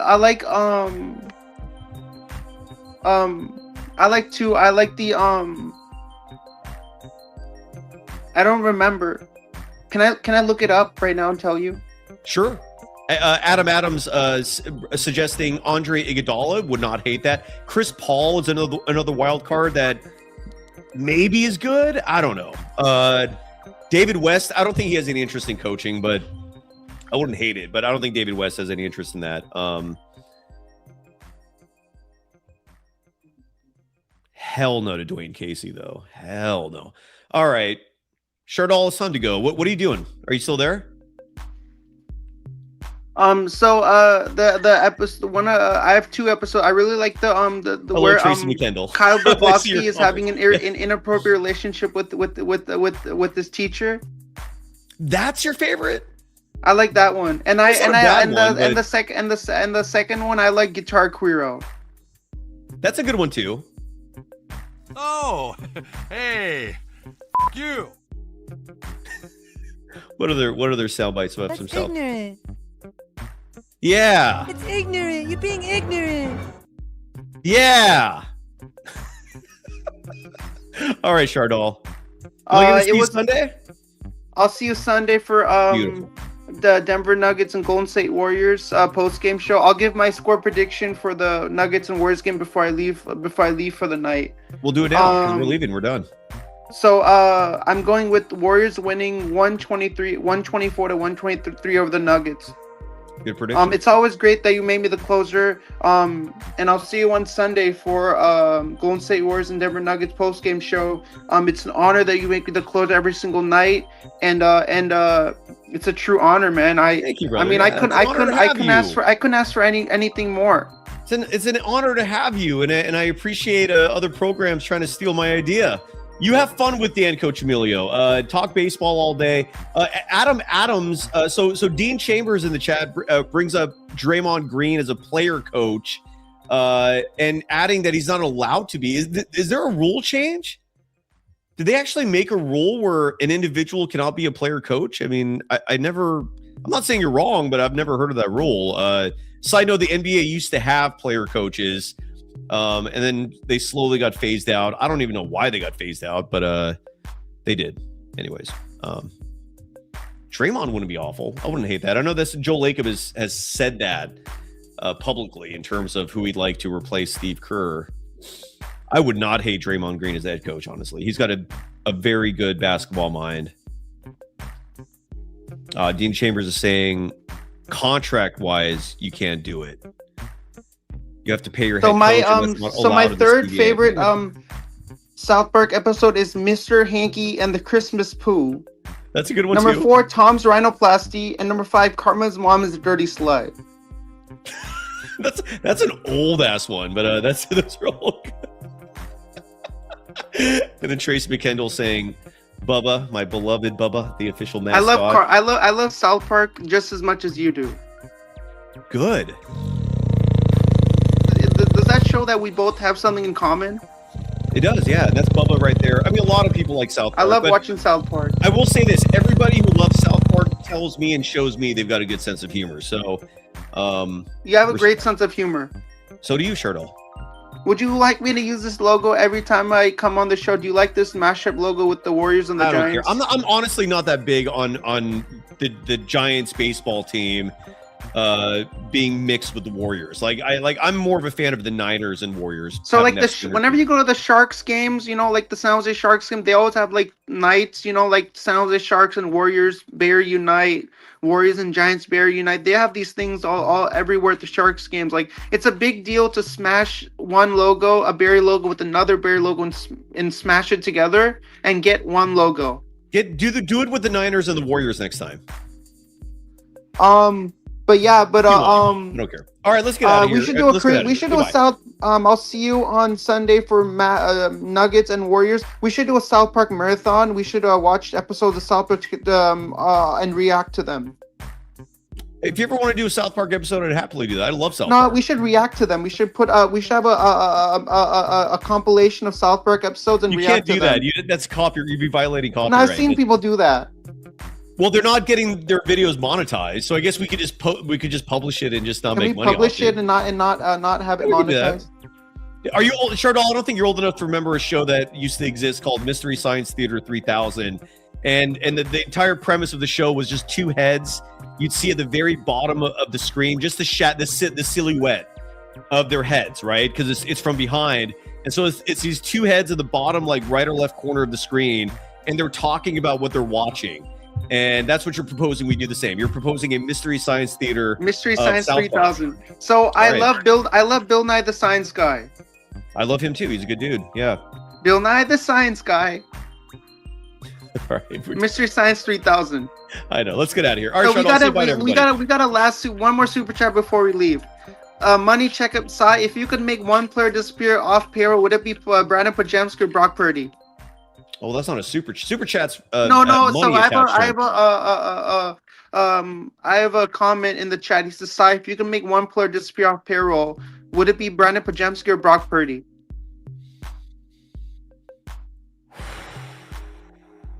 Podziemski by a hair.